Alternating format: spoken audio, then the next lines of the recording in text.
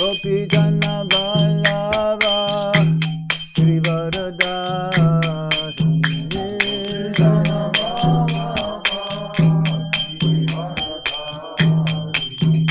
Gopi Jana Vallabha Girivaradhari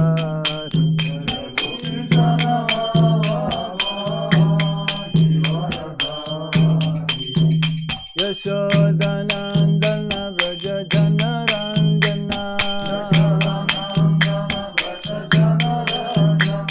Yashodanandana Vraja Janarandana Yamuna Tira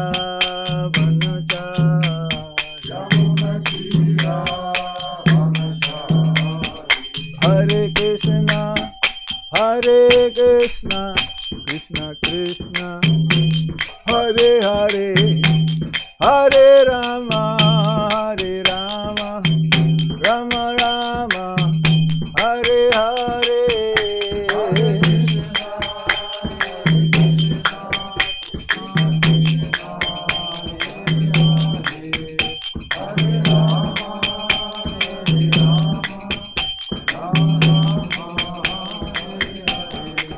Hare Krishna, Hare Krishna, Krishna Krishna, Hare Hare, Hare Rama, Hare Rama, Rama Rama, Hare Hare.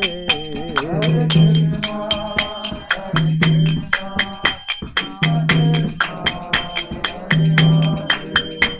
Hare Rama,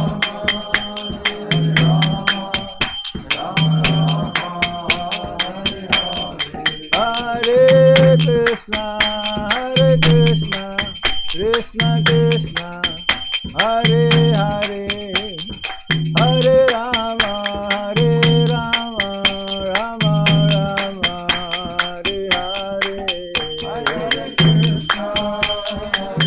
Hare Krishna, Hare Krishna, Krishna Krishna, Hare Hare, Hare Rama, Hare Rama. Jaya Nitai Chanda Gaura Sundar Nitai Chanda Gaura Sundar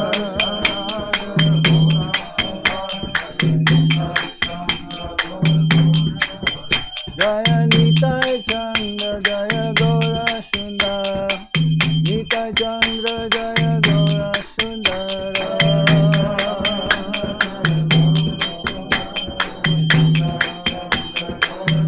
Jaya Jaya Prabhupada, Prabhupada, Prabhupada, Jaya Jaya Prabhupada.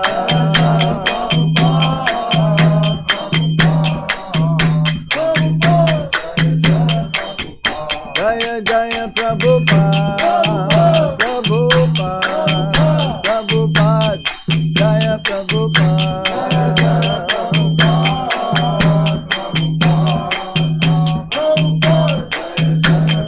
Nitai Gaura Haribo, Haribo, Haribo, Gaura Haribo.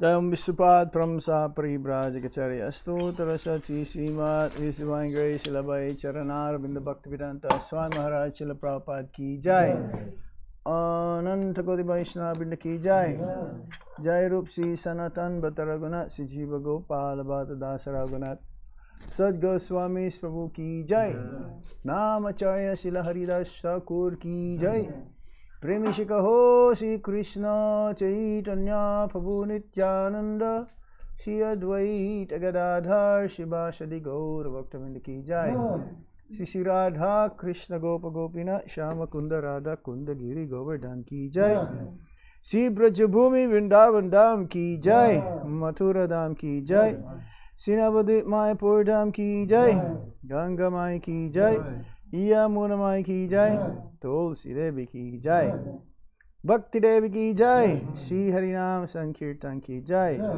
Sankirtan Yagya ki jai, Samaveda Bhaktavinda ki jai, Hidai Gaur Premanande. All glories to the assembled devotees. All glories to the assembled devotees. All glories to the assembled devotees. All glories to Shri Guru and Shri Gauranga. Nama Om Vishnu Padaya Krishna Krishna Hare Shri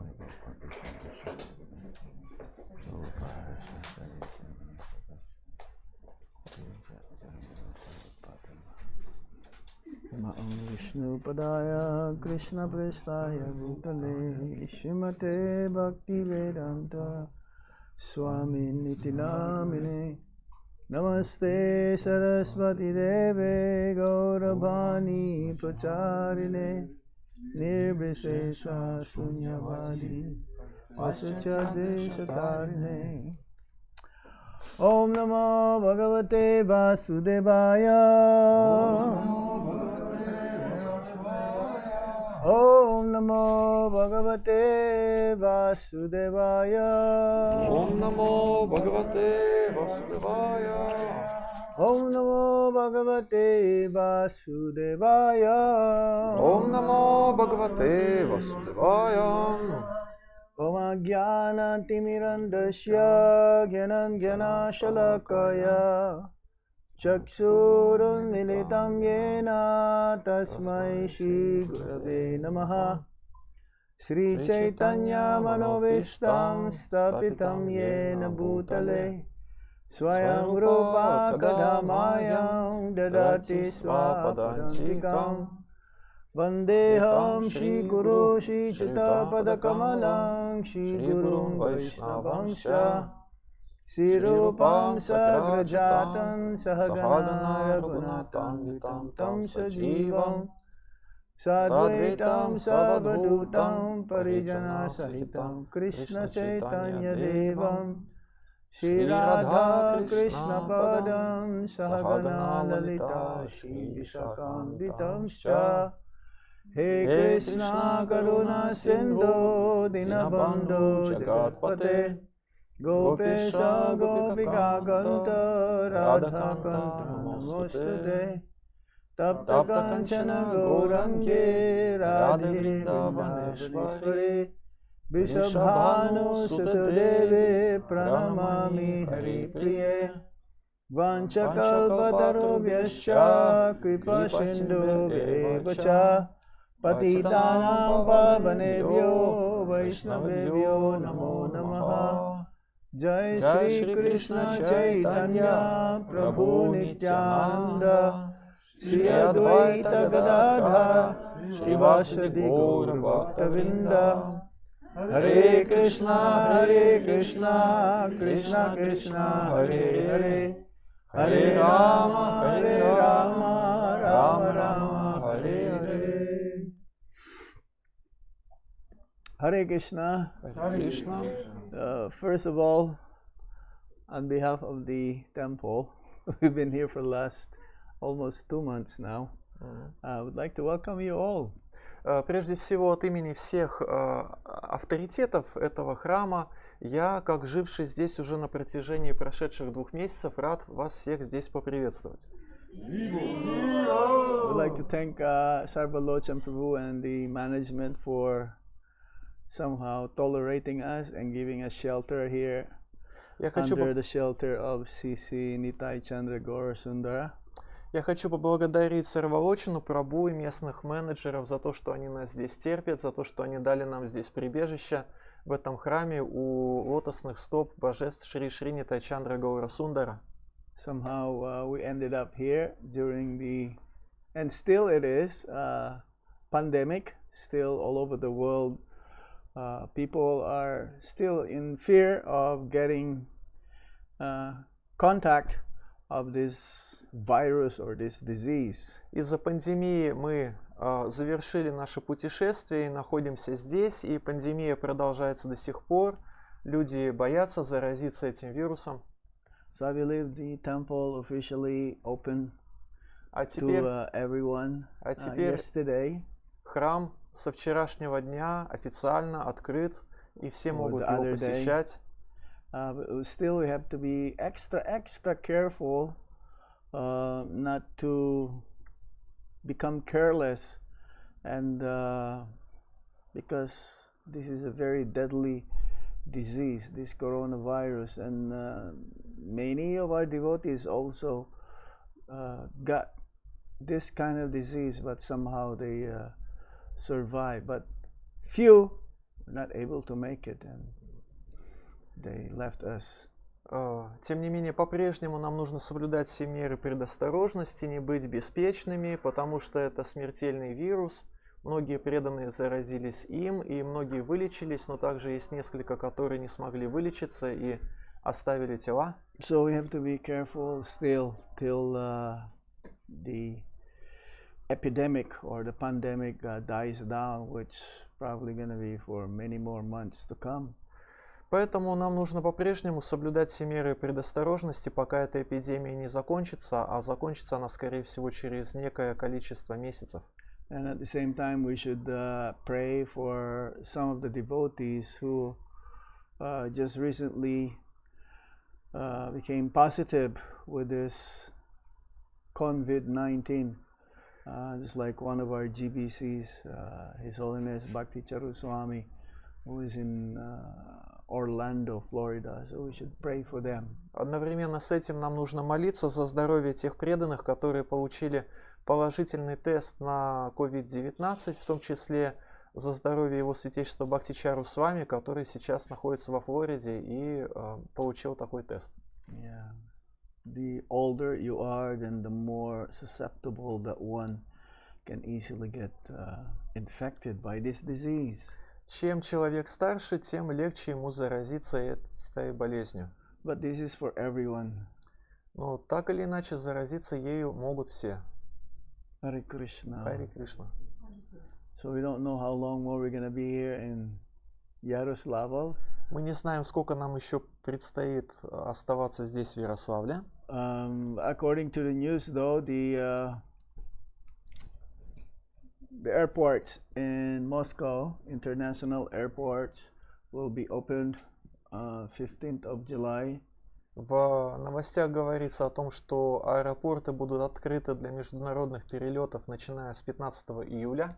So, but I don't think it'll be a good thing to rush immediately and compete with others to go out immediately of the country. Но я не считаю, что это хорошая идея вместе со всеми спешить, торопиться как можно скорее покинуть пределы Российской Федерации. Maybe by the end of July or first or second week of August, hopefully we'll be able to go somewhere. I don't know, maybe Canada or the Philippines. Стоит дождаться конца июля и в августе 1 числа или 2 отправиться куда-нибудь.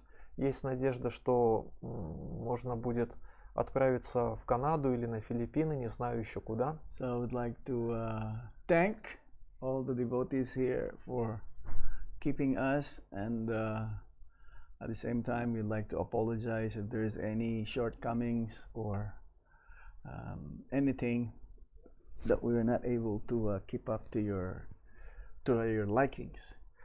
Поэтому мы благодарим всех преданных, которые заботятся о нас здесь, заботятся и заботились, и приносим свои извинения в случае, если доставили кому-либо неудобства или не оправдали чьи-либо ожидания.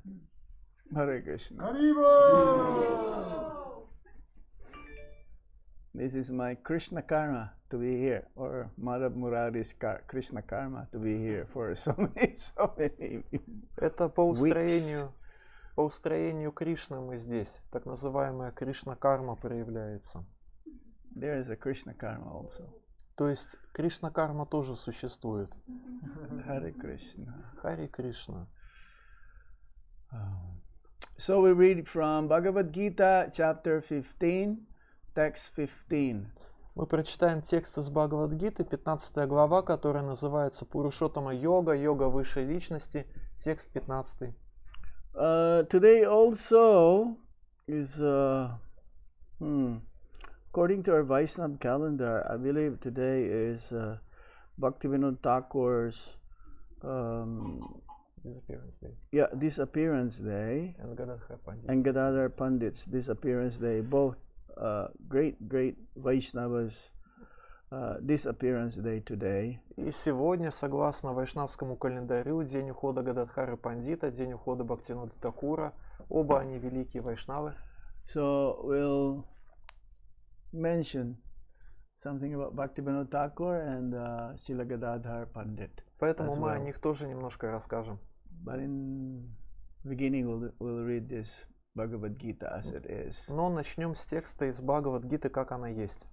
Sarvasya chaham hide sanivishto Сарвасья чахам хриди санивишто. Текст mata 15-15. smritir jnanam apuhanam cha Матак смритир гьянам апоханам ча. Vedaisya sarvairaham eva vedyo Ведаисча сарвайр ахам эва видьо. Vedanta grit vedabit eva chaham. Веданта крит ведавит эва чахам. Somebody else? Пожалуйста. Sarvasya chaham kriti sanivishto Сарвасья чахам криди санивишто. Matak smriti jananam apohanam cha Mata smritir jnanam apuhanam cha Vedasya sarvar aham eva vidyo Vedaisya sarvairaham eva vidyo Vedanta krit vedavit eva Vedanta krit vedavit eva chaham chaham. Somebody else? Messenger audio. Еще желающие?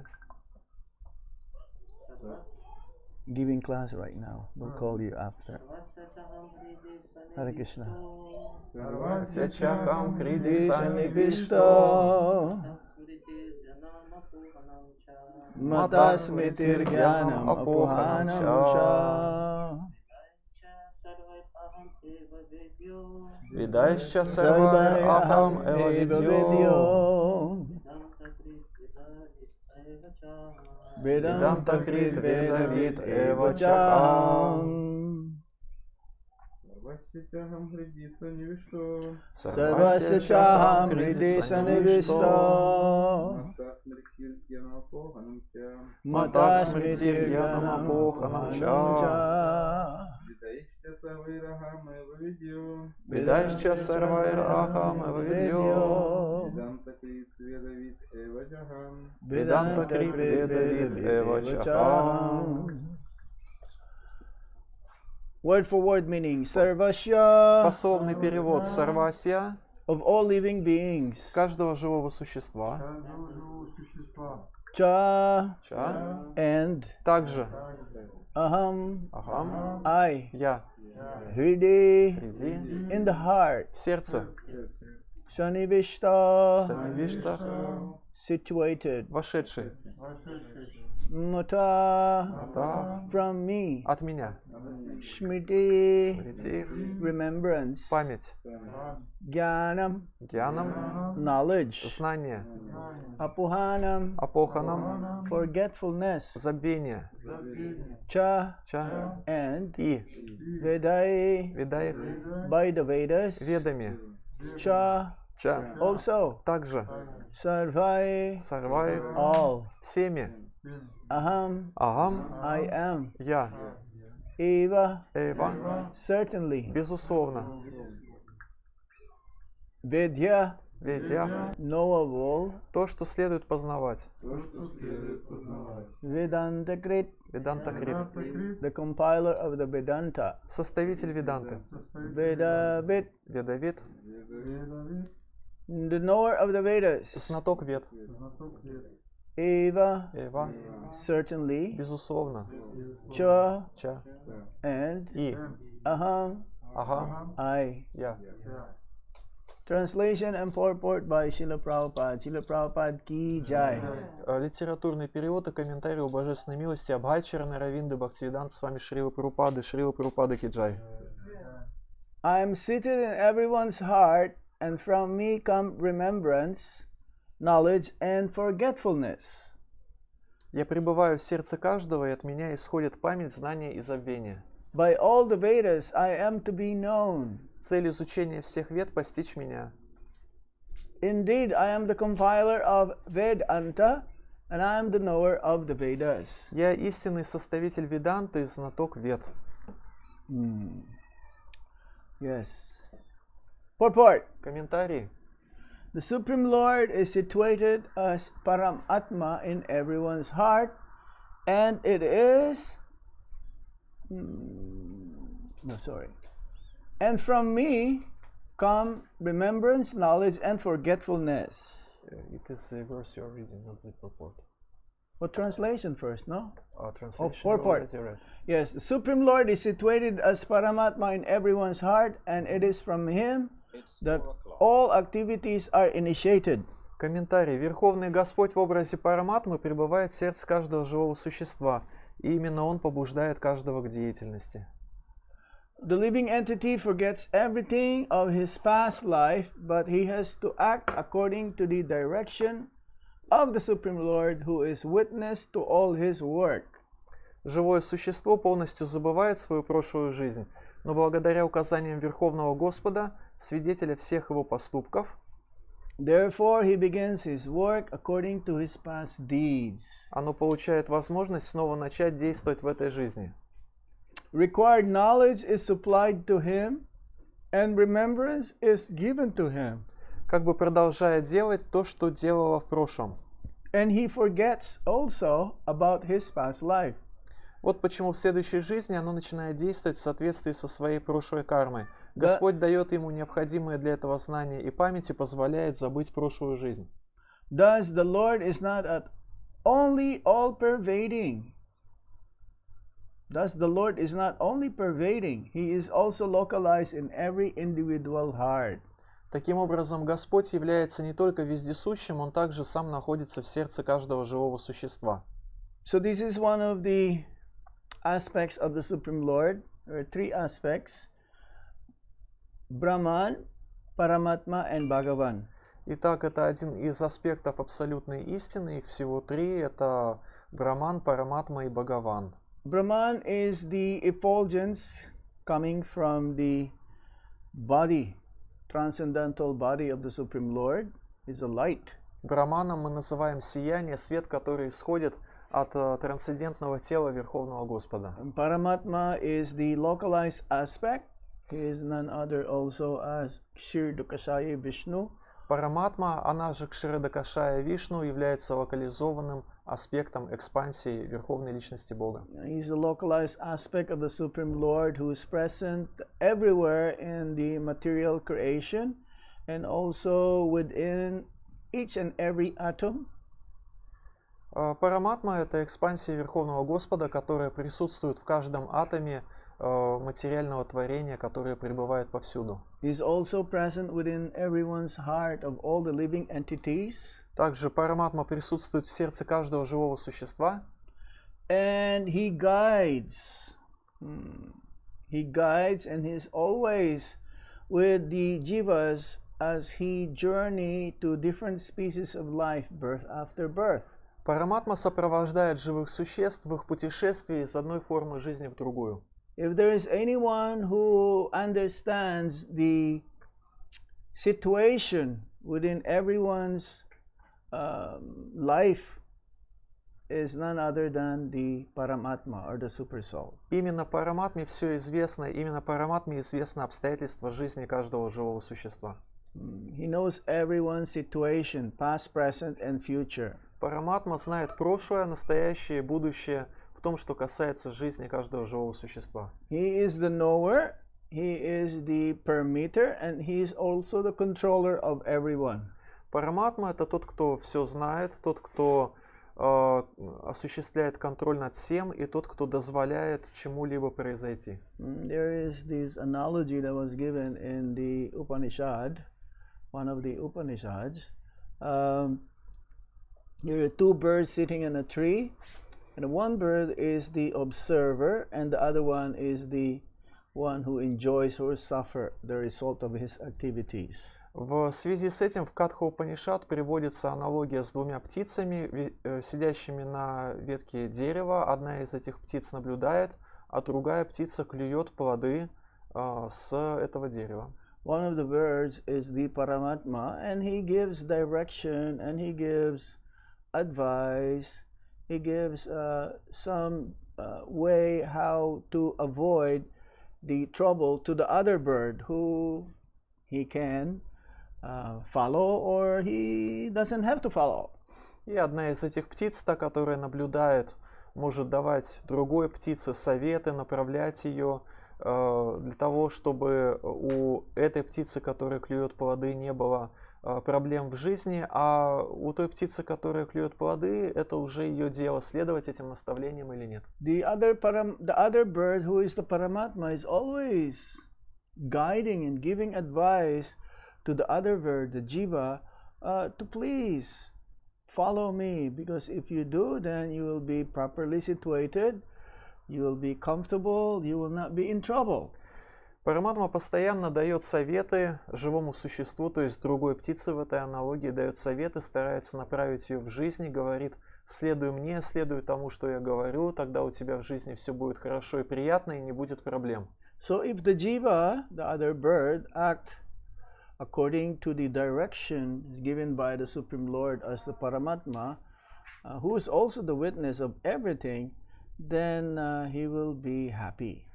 Живое существо будет счастливо, если будет следовать советам, которые дает ему эта птица, Параматма, которая является свидетелем всего происходящего в материальном творении. But he has this minute independence, the Jiva, the other bird. These two birds is in the tree. The tree is like the body. So according to his decision, if he is not following the instructions or direction by the Paramatma, then he has to suffer or enjoy the result of his activities. В этой аналогии дерево, на котором сидят две птицы, это не что иное, как материальное тело, в котором находится живое существо. И дальше, вот они, две птицы, одна параматма, другая живое существо, и у живого существа есть незначительная крошечная свобода, независимость, свобода выбора. Она заключается в том, будет ли она следовать тому, что пытается донести до нее параматма или нет. Если она не следует тому, что говорит параматма, тогда ей придется претерпевать радости и невзгоды своей кармической жизни. If the jivas out of his whimsical mind makes a decision contrary to the instruction given by the Paramatma, then he will take another body again in next life according to the desire that he acquired. Если по собственной прихоти живое существо поступит вопреки наставлениям Параматмы, то тогда ему придется снова родиться, снова получить новое тело, и в этом теле осуществлять те желания, которыми оно, живое существо, было движимо.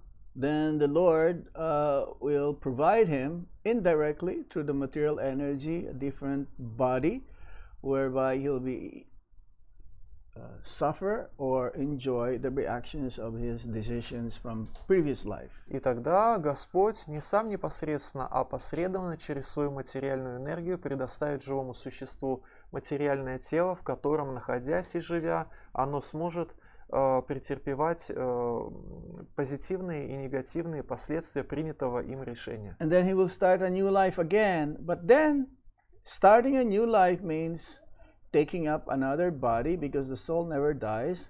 And then again, the Paramatma is along, coming with him, the same in the body that newly acquired. And again, he'll be given direction.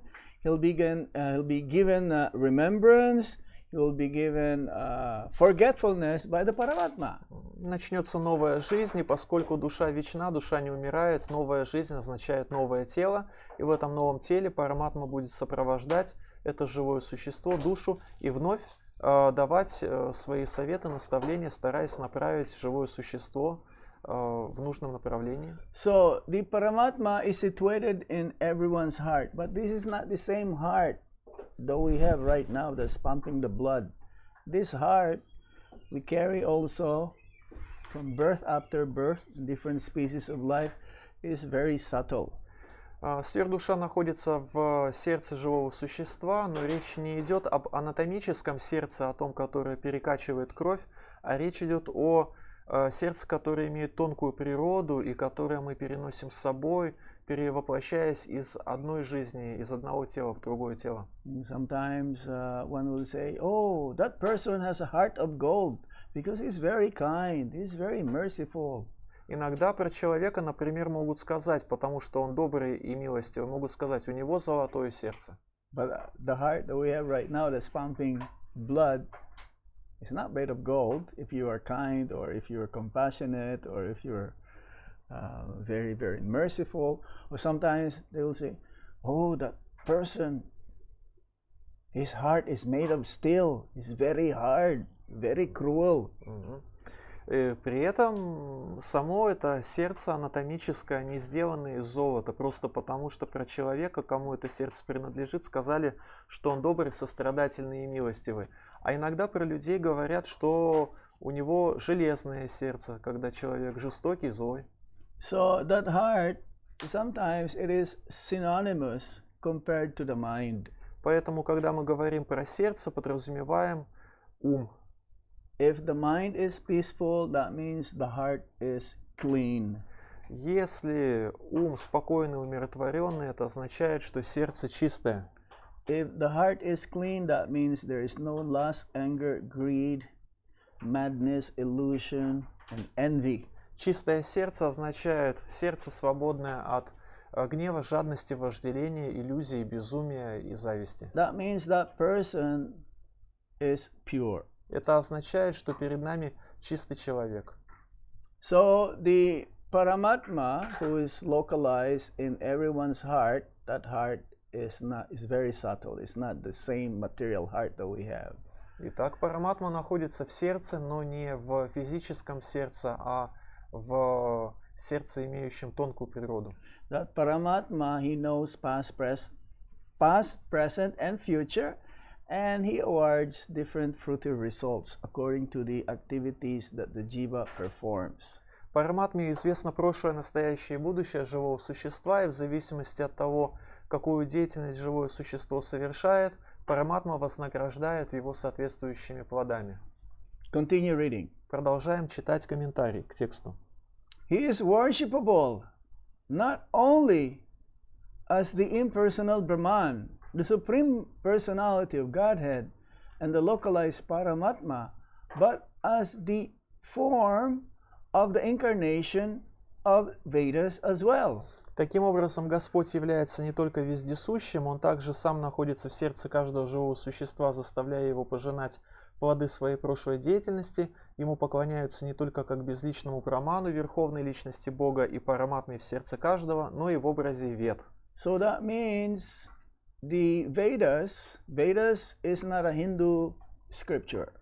И это означает, что Веды — это не индуистское писание.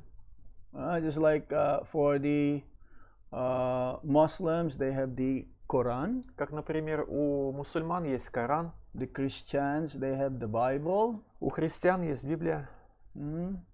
For the Jews, they have the Kabbalah. Тора. Torah. Yeah. What is for the Kabbalah? Каббала — это somebody else. Yes, for the Torah. Jews is the Torah. У иудеев Тора и Талмуд. So for every religion or religions in the world, they have their own scriptures. But for the Hindus, this is not. It's not monopoly. They don't monopolize the Vedas because Vedas is a universal knowledge. It's meant for everyone. Поэтому, если мы говорим про какую-либо религию мира, то обычно у них есть то или иное свое священное писание, а когда мы говорим про последователей индуизма, то тут речь не идет о том, чтобы последователи индуизма монополизировали, присваивали себе Веды, потому что Веды принадлежат всем. The Vedas is an incarnation of the Paramatma, or is an expansion of the Paramatma, the supreme personality of Godhead. Веды — это экспансия верховной личности Бога. Just like the Vedas, they guide, is like a guidance for the jivas, so that they will elevate themselves and go back home, back to Godhead. Similarly, Paramatma is also called Chaitya Guru. who guides everyone. Chaitya Guru means spiritual master from within. Веды — это проводник живого существа в духовной жизни. Точно так же про Параматму говорят, что она Чайтя Гуру или внутренний духовный учитель, который находится в сердце живого существа. The Vedas give the right direction to people so that they can properly mold their lives and come back to Godhead, back to home. Веды дают людям наставления, помогая им правильно построить свою жизнь и вернуться домой к Богу. Yes, the Vedas offer knowledge of the Supreme Personality of Godhead, Krishna, and Krishna in his incarnation as Vyasadeva is the compiler of the Vedanta Sutra. Веды дают нам знания о верховной личности Бога Кришне, и сам Кришна, воплотившийся в образе Весадевы, является составителем Веданта Сутры. Vedaischa sarvair aham eva vedya Vedanta krit vedavit eva chaham. That means of all the Vedas, there is only one purpose, which is to know the Supreme Lord, who is none other than the compiler also of the Vedas. Последние две строки сегодняшней шлоки Бхагавад-гиты 15.15 переводятся: «Цель изучения всех вед постичь меня, я истинный составитель Веданты и знаток вед». And it is divided into three parts. What is divided into three parts? The Vedas. Веды делятся на три части. Karma Kanda, Jnana Kanda, and Upasana Kanda. Вот на такие три части они делятся. Karma Kanda means activities. If you follow, if you want fruitive results, then it prescribes activities where you can follow. But then there is some results where you have to enjoy or suffer the results. Карма канда означает: мы хотим чего-то, у нас есть желание, мы хотим какого-то результата, и священные писания описывают нам процесс, что нам нужно делать для того, чтобы получить этот результат. Но вместе с этим приходят кармические реакции, то есть все равно приходится в связи с чем-либо страдать, в связи с чем-то наслаждаться. Visaya Vedya Nistrai Gurnya Vavarjuna. Mostly the people are only after fruitive gain. So the Vedas is divided into three parts.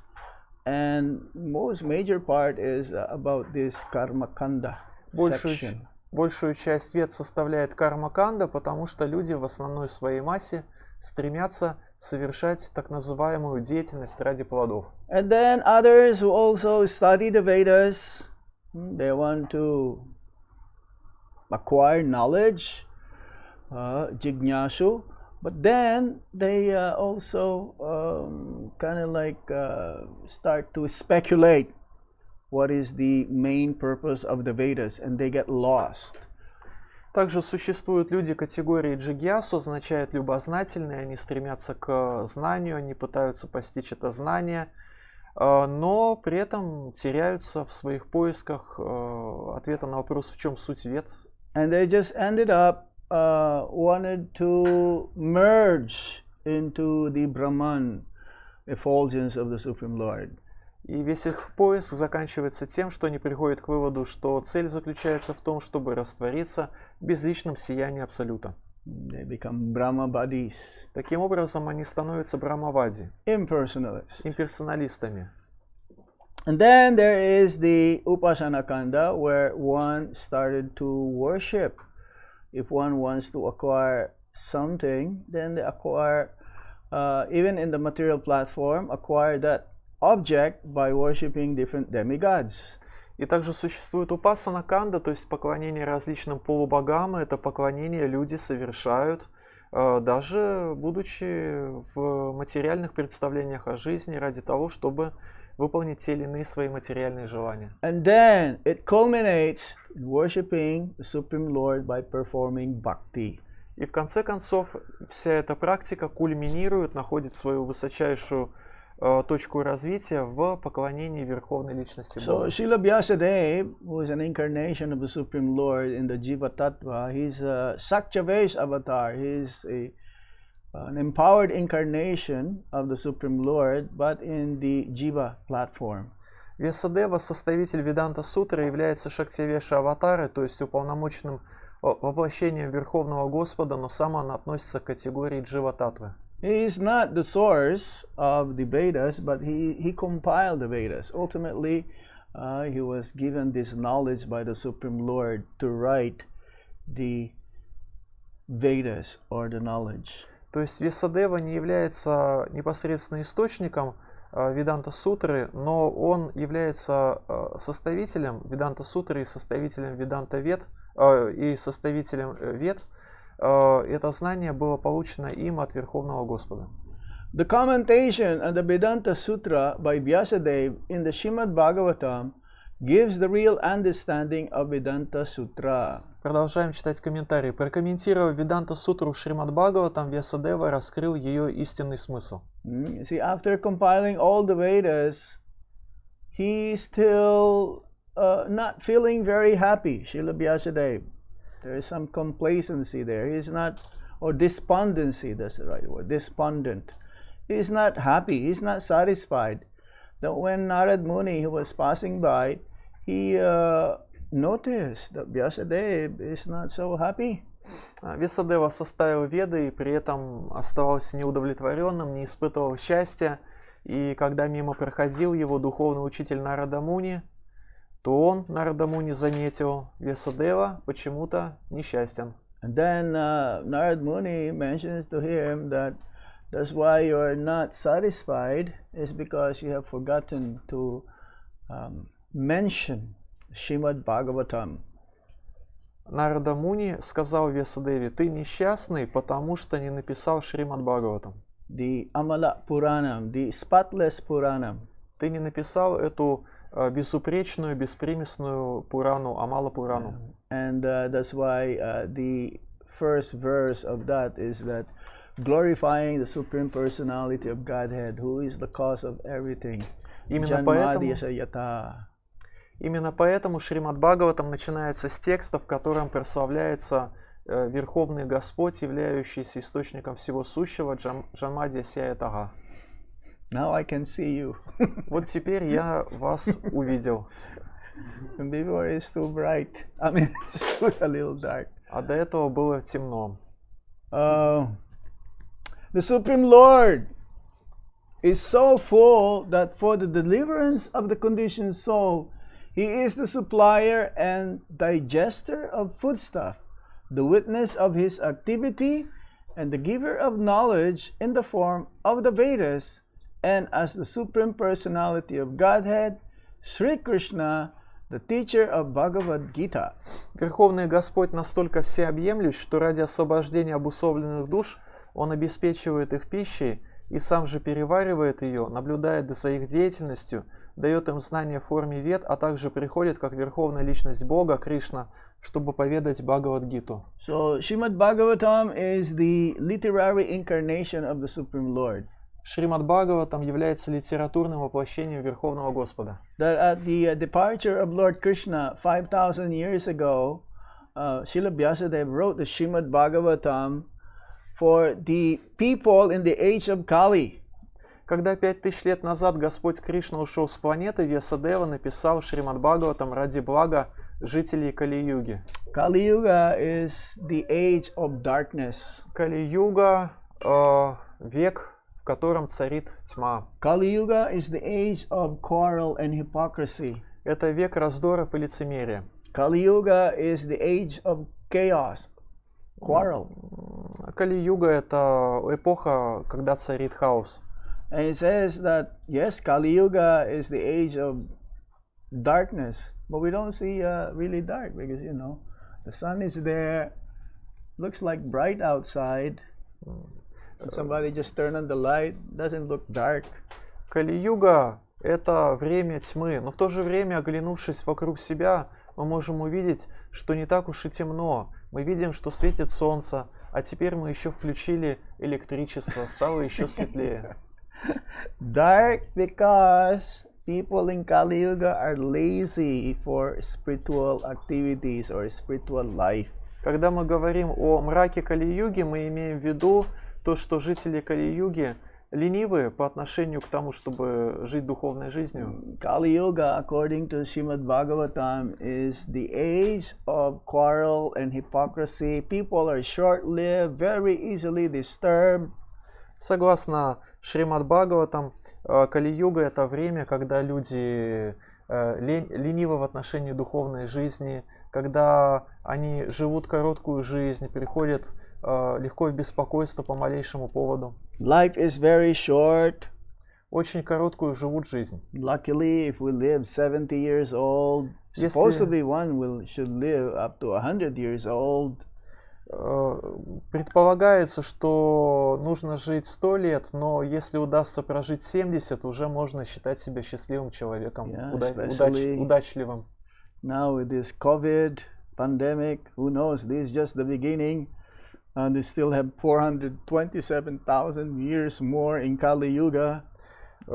Пандемия на дворе, коронавирус, и все еще только начинается. До конца Кали-юги осталось 427 тысяч лет. That means there will be more causes of disease, the unknown that's going to come and happen. So we're going to be, the lifespan in Kali Yuga becomes shorter and shorter and shorter. А это означает, что различных заболеваний будет становиться все больше и больше, а жизнь будет становиться все короче и короче.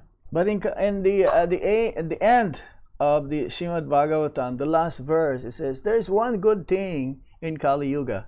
В конце Шримад Бхагаватам, в самом последнем тексте говорится, есть у Кали-юги одно преимущество. And that is the chanting of the holy name of the Lord. И преимущество это воспевание святых имен Господа. So within Kali Yuga, there's a golden age because Lord Chaitanya Mahaprabhu appeared 500 years ago. 500 лет назад явился Господь Шри Чайтанья Махапрабху, и поэтому в этой Кали-юге есть вкрапление, есть золотой век. And anyone who will take advantage of this Yuga Dharma, which is the Harinam Sankirtan Yuga Dharma, chanting of the holy names of the Lord congregationally, then you will not get affected by this age of Kali. Каждый, кто воспользуется преимуществами этого процесса Юга-дармы, совместного воспевания святого имени Господа, не будет подвержен влиянию Кали-юги. There will be like Satya Yuga within Kali Yuga. И это означает, что в пределах этой Кали-юги будет иметь место также Сатья-юга. Anyone who has a little bit of intelligence will take advantage of this Sankirtan Yagya. Каждый, у кого есть хотя бы немножко разума, поучаствует в этой Санкиртана-яге. Not just take part in Sankirtan Yagya, but also help spread Sankirtan Yagya for the benefit of other conditioned souls. И не просто поучаствует в Санкиртана-яге, но также постарается распространить ее Санкиртана-ягью ради блага всех живых существ. Thus, God is all good, God is all merciful. Говорится, что Господь всеблагой. Всеблагой означает, что Он также и всемилостивый. This is how Krishna is so merciful, is always good, because he's always think for the benefit of everyone. Господь Кришна всемилостивый и всеблагой, потому что постоянно думает о благе каждого. Anyone who would like to take advantage of this, Krishna will give more and more mercy and blessings to that conditioned soul. Кришна будет давать все больше и больше милости, больше благословений давать тому, кто будет участвовать в Санкиртана-яге.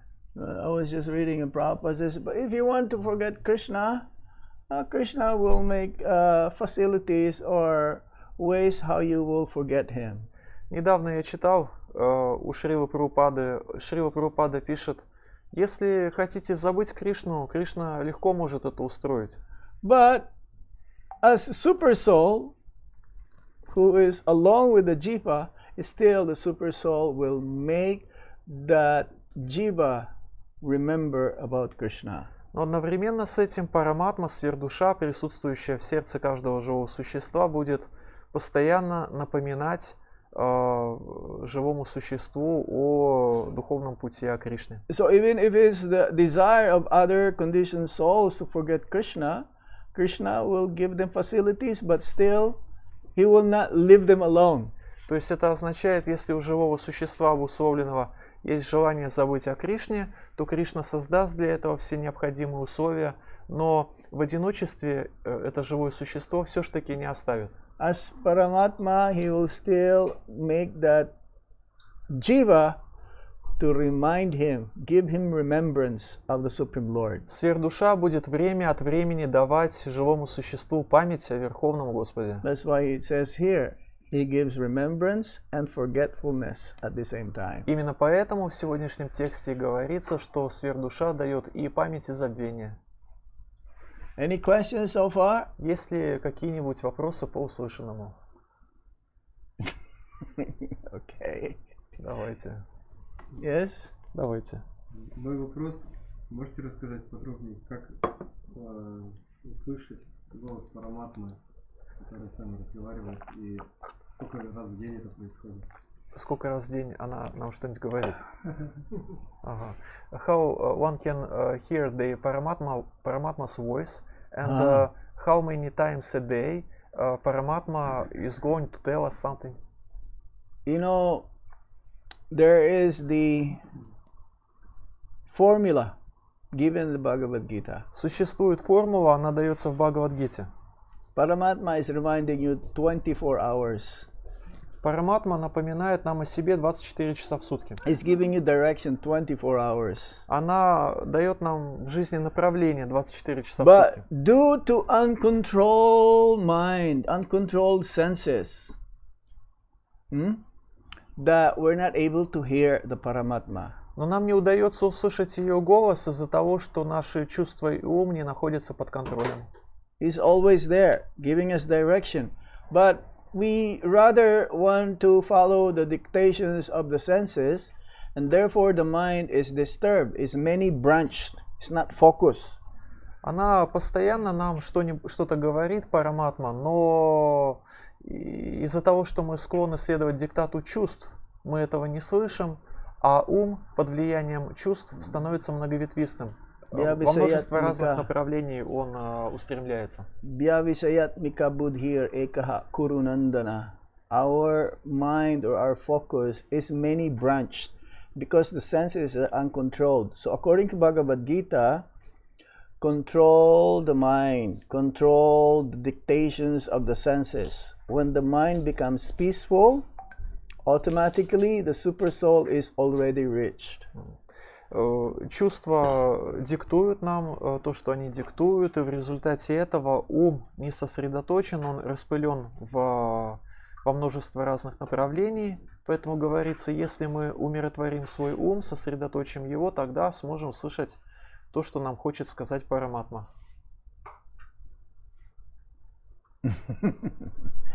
It is scientific, actually. The process is like a science. Процесс, которому мы следуем, в основе своей научный. Then how do we control the senses? Как контролировать чувства? By Vaidhi Sadhana Bhakti. Следуя процессу Вайдхи Садана Бхакти. There is the Vaidhi Bhakti, and then there is Raganuga Bhakti. The Vaidhi means that it's two parts, Sadhana and Raganuga. Sadhana means waking up early in the morning, chanting Hare Krishna Maha Mantra, worshipping the deities, hearing Srimad Bhagavatam, worshipping Guru, performing practical service the whole day. If you're in the temple, then there's so many activities going on, and if you live at home, you keep chanting, you keep reading, that is also service. So in this way, your senses are controlled because they're only focused for the pleasure of the Supreme Lord. Then you are one-pointed, you're one focus. Your mind is only how to serve Krishna more and more. Then you become peaceful, and then when the Paramatma says something, yes. Процесс Садана Бхакти включает в себя две части. Это Ваидхи Садана Бхакти и Рагануга Садана Бхакти. Ваидхи Садана Бхакти — это практика преданного служения, регулируемая правилами и предписаниями. Это означает, мы встаем рано утром, повторяем Хари Кришна, поклоняемся божествам, поклоняемся гуру, выполняем практическое преданное служение. Если мы живем в храме, то есть множество различных вариантов, какое практическое преданное служение делать. Если живем дома, то можем тоже найти себе то или иное занятие. Благодаря тому, что есть эта постоянная занятость, ум становится сосредоточенным, и благодаря сосредоточению ума нам удается слышать то, что нам хочет сказать Параматма. There is a sequence to that. То есть вот такая существует последовательность. Don't expect that you'll hear the Paramatma if your senses are uncontrolled. Не стоит ожидать, что нам удастся услышать голос Параматмы, если чувства наши не находятся под контролем.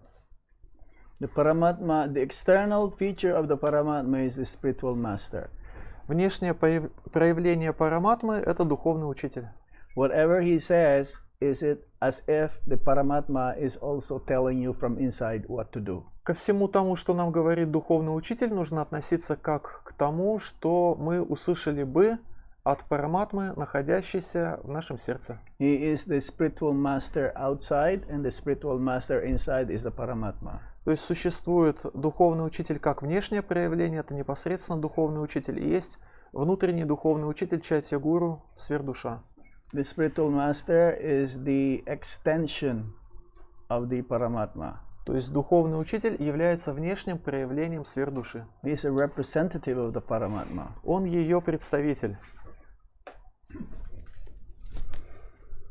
Okay. Any more questions? Есть ли еще вопросы? Okay. Как-то можно отличить ум от параматмы? How one can distinguish between mind and Paramatma? Well, your mind will always think of comfortable things. Your mind doesn't want to do any austerity. Ум не склонен совершать аскезу, он постоянно думает о том, как поудобнее бы устроиться. Or the mind, usually, if it's uncontrolled, they want sense enjoyment. Также ум, если не находится он под контролем, обычно стремится к чувственным наслаждениям. The mind is subtle form of our body, one of the subtle forms of our body, and it could be our best friend. If he becomes our best friend, that means the Paramatma is also almost on the same level. That Paramatma is telling your mind to do these things.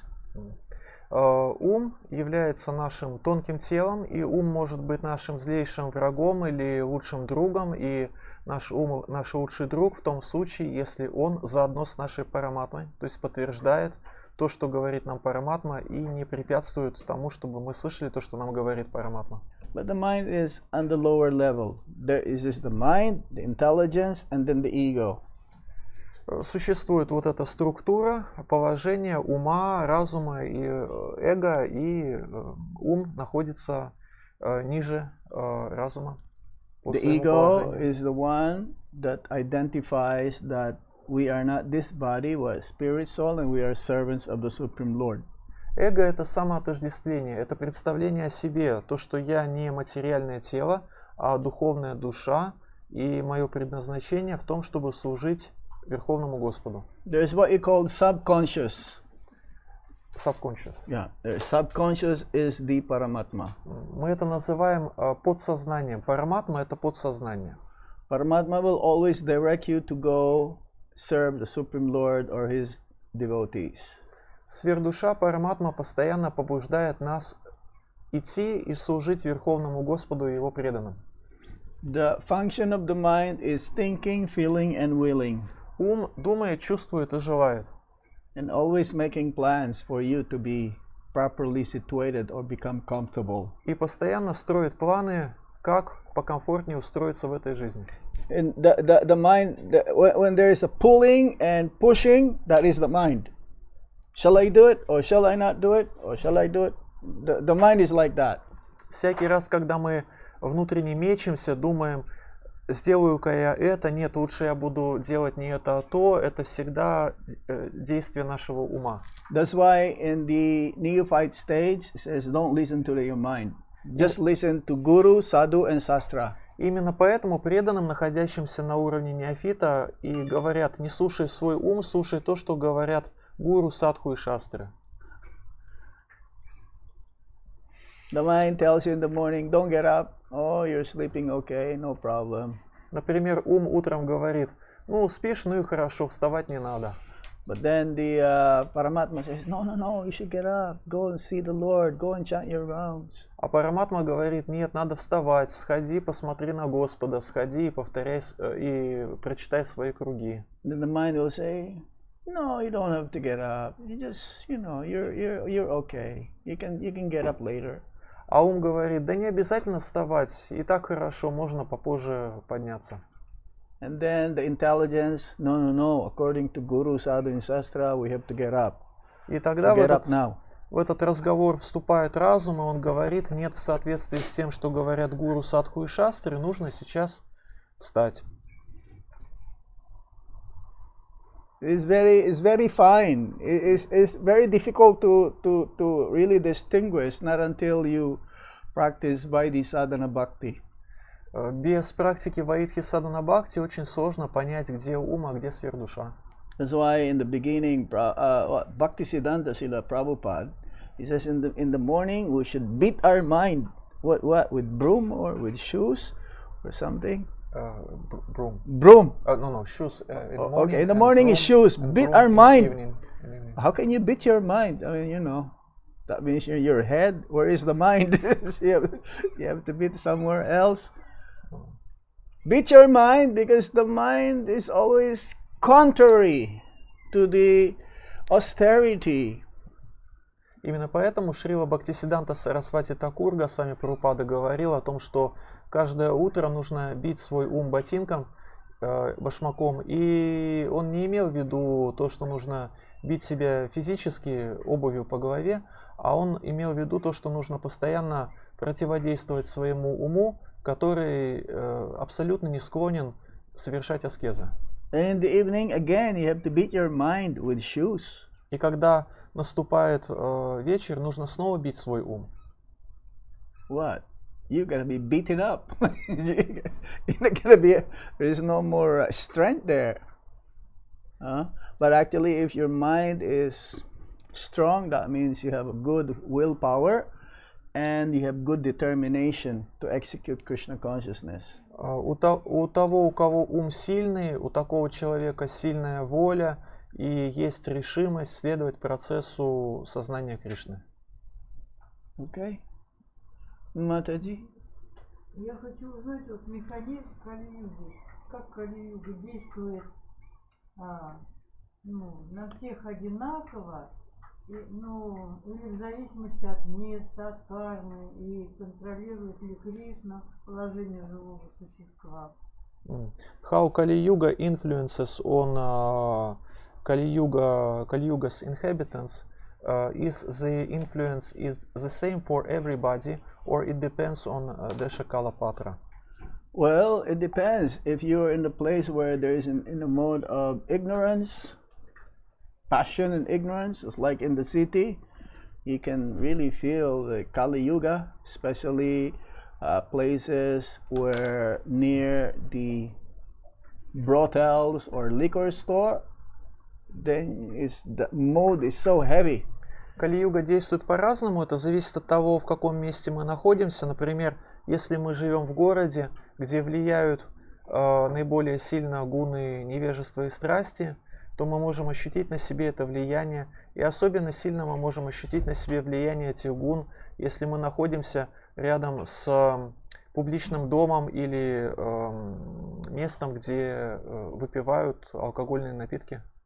But if you live in a temple or in an ashram, then it's in a mode of goodness, more pure goodness. It depends on the person also who lives in the temple. As Prabhupada says, our temples are none different than Vaikuntha.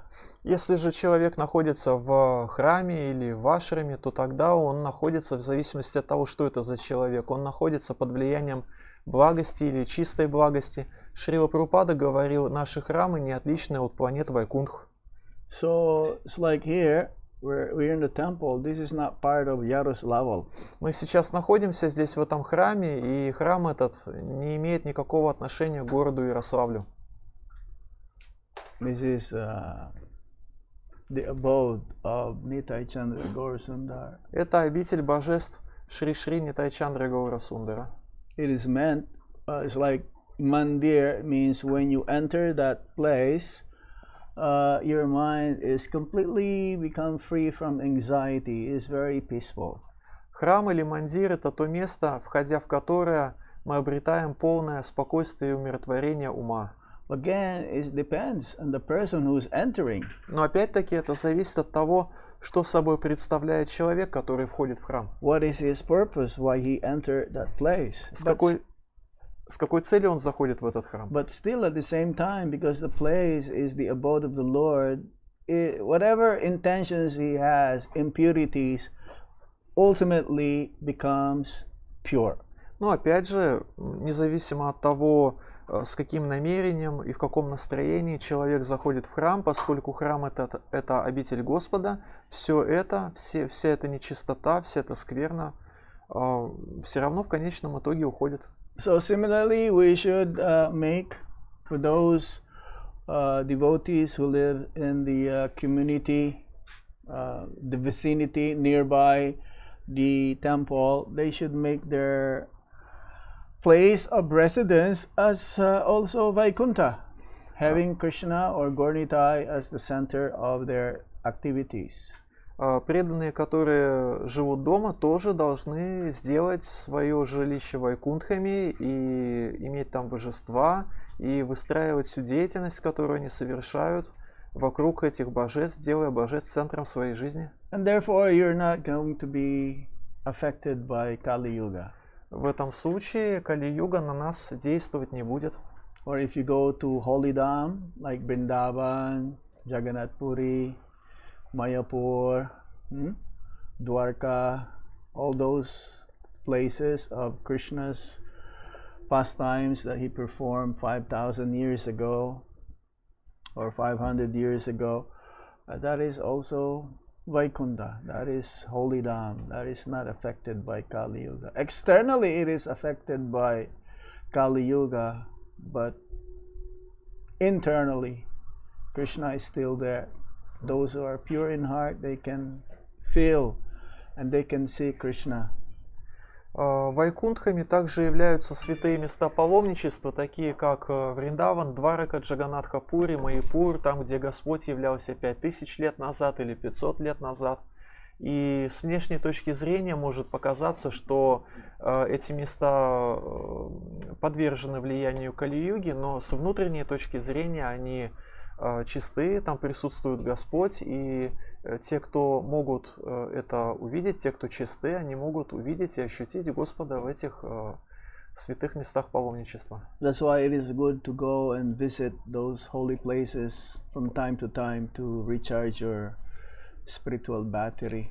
Поэтому очень хорошо время от времени посещать эти места и подзаряжать там свои духовные аккумуляторы. Then you can come back again and then face Kali Yuga cities. А потом обратно возвращаться оттуда и снова иметь дело с калиюжными городами. But if you are engaged in Sankirtan Yagya, you will also not get affected by Kali Yuga. Но если участвовать в Санкиртана-яге, то тогда Кали-юга воздействовать на нас не будет. Okay. Хорошо? Any other points? Есть ли еще вопросы или дополнения? Yes, Prabhu. Харе Кришна, скажите, пожалуйста, параматма присутствует в телах всех живых существ, или вот такие живые существа, как чаранживы, или посмертный судья и Марадж, они не обладают параматмой? Is Paramatma present in the heart of every living entity, or there are some living entities in whose hearts Paramatma is not present? For example, some Charanjivas. What Charanjivas? А кто такие Charanjivas? Такие живые существа, как Господь, как Хануман или Джамбаван. Like Jambavan and Hanuman. Yeah, he says in the Bhagavatam, he says in the Bhagavad Gita, he is present in everyone's heart. В Бхагавад-гите и Шримад Бхагаватам говорится, что Параматма присутствует в сердце каждого живого существа. Even in the hearts of the pure devotees. Даже в сердцах чистых преданных она Even in the присутствует. hearts of the most sinful criminals. И в сердцах самых преступников, перепреступников она тоже Even in the присутствует. heart of the cats and dogs. В сердцах кошек и собак тоже. He is seated in the core of their hearts. Прямо там и сидит сердце. You see, he is there inside the heart and also outside of the heart. То есть Господь, Он и в сердце, и вовне сердца. Paramatma is present everywhere. Сверхдуша везде, Параматма везде. Here, here, here, here, in every atoms, in every quarks. В каждом атоме творения, в каждом кварке.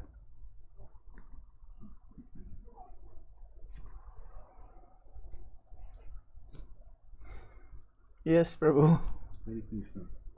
Hare Вот Krishna. люди говорят, что почему вот я страдаю за грехи своей прошлой жизни, я же не помню, что там, что было несправедливо. То есть, почему страдают и почему не помнят. People say that it is not good that I have to suffer for my past deeds. I cannot remember. I don't have any memory. Why I have What to did suffer? you do? What you did? Yes. So the question is, why don't we have this memory? Yes, because if you will be able to remember what you did in the past, previous lifetimes. The Prabhupada says you will go mad. Шрила Прабхупада говорит, если бы у нас была возможность помнить все то, что мы делали в прошлых жизнях, мы бы с ума сошли. Forget about the past now, what you did in the past. But what is more important is now. Поэтому можно спокойно забыть о том, чем мы занимались в прошлом. Гораздо важнее то, чем мы заняты сейчас. Past is past. You cannot bring them back, whatever you did. Прошлое есть прошлое, его назад не вернешь никакими усилиями. What is more important is make the best of what you have right now. Whatever you have, this is mercy coming from the Supreme Lord. Все то, что у нас сейчас есть, это милость Господа, и самое лучшее, что мы можем сделать, это вот взаимодействовать с теми обстоятельствами жизни, в которых мы находимся. There's no use of remembering, or no use of trying to remember the past because it's gone. It's like a dream. Никакого смысла нет пытаться вспомнить, что было в прошлом, потому что все это ушло в прошлое, подобно сну. What is more important is what is it that I have right now, and what shall I do with them? Гораздо важнее то, чем я сейчас располагаю в своей жизни, и что я собираюсь с этим сделать. I can use them properly for Krishna service, or I can misuse it to forget Krishna. То, что у меня сейчас в жизни есть, я могу использовать для того, чтобы служить Кришне, или же я могу злоупотребить этим. И в этом случае, если я злоупотребляю, я забуду о Кришне. And if you don't know what to do, that's the time to take shelter and guidance of the external representative or expansion of the Paramatma, who is the spiritual master. Если нет понимания, что сейчас нужно делать, в этом случае нужно принять руководство у внешнего проявления Параматмы, то есть у истинного духовного учителя. As Chanakya Pandit says, you cannot buy a boatload of gold coins, the past. Чанакья Пандит сказал, мгновение времени нельзя вернуть, нельзя купить даже за лодку, груженную золотом. This is the problem. The non-devotees, they will not understand the Paramatma. Проблема в том, именно в том и заключается, что непреданные не понимают, не слышат Параматму. For them, there is only one lifetime. This, and then when I get out of this, I'll go to the heaven. С точки зрения непреданного, жизнь у нас только одна. Она закончится, и после этого я отправлюсь в рай. They don't believe in past life. В прошлой жизни они не верят. They don't believe that the cats and dogs have soul. Only human form of life has soul. And then when you die, you just believe in God. And just by believing in God, God will take you at the time of death. Они считают, что душа есть только у людей, что у кошек, у собак души нет, и что достаточно просто верить в Бога, просто благодаря тому, что вот я верю в Бога, я вернусь в рай, не вернусь, а отправлюсь в рай, когда эта жизнь закончится. But no, what we did from the past, actually, we suffer or enjoy in this lifetime. Но нет, то, что с нами происходит в этой жизни, наши страдания, наши радости определяются тем, чем мы занимались в прошлых жизнях. But to stop this enjoying materially or suffering materially, I should take up to Krishna consciousness seriously. Нужно всерьез принять процесс сознания Кришны, если хочется положить конец этим материальным страданиям и радостям. then the future is bright. В этом случае нас ждет светлое будущее. Prabhupada says you cannot even remember your dream Шрила, last night.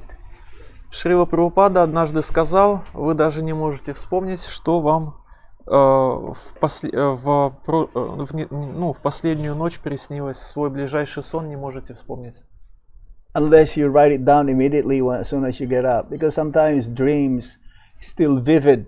As soon as you woke up, you can still remember some part of it.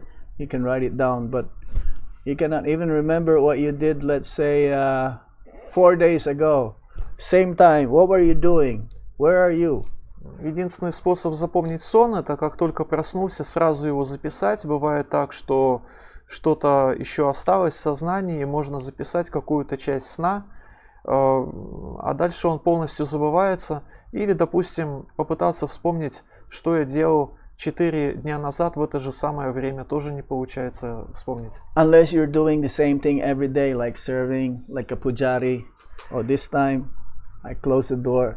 I'm doing some puja. Ну, разве что можно вспомнить, что было 4 дня назад, если делаешь каждый день одно и то же. Например, если ты пуджари, тогда ты знаешь, что вот в это время я обычно закрываю алтарь и начинаю поклоняться божествам. There's no need to remember now. Нет необходимости вспоминать свое прошлое, помнить свое прошлое. Is that okay? Хорошо? Yes, Prabhu. Харе Кришна, Hare Krishna. Сейчас вот Илон Маск, он говорит о том, что он может вставить программу в голову и память улучшится. What? Илон Маск. Хорошо, а в чем вопрос? Вопрос ты вначале приведи, потом и дальше. Хорошо. Elon Musk says that he can invent some kind of chip, some kind of program of software, hardware, and it can be put in human's head, and because of this his memory can become better. А в Бхагавад-гите говорится, что Кришна говорит, из меня исходит знание памяти за день. And at the same time in Bhagavad Gita we can read that Krishna is the source of our memory and of our forgetfulness. Mm-hmm. И вот преданные склонны верить, что Илон Маск может память улучшить.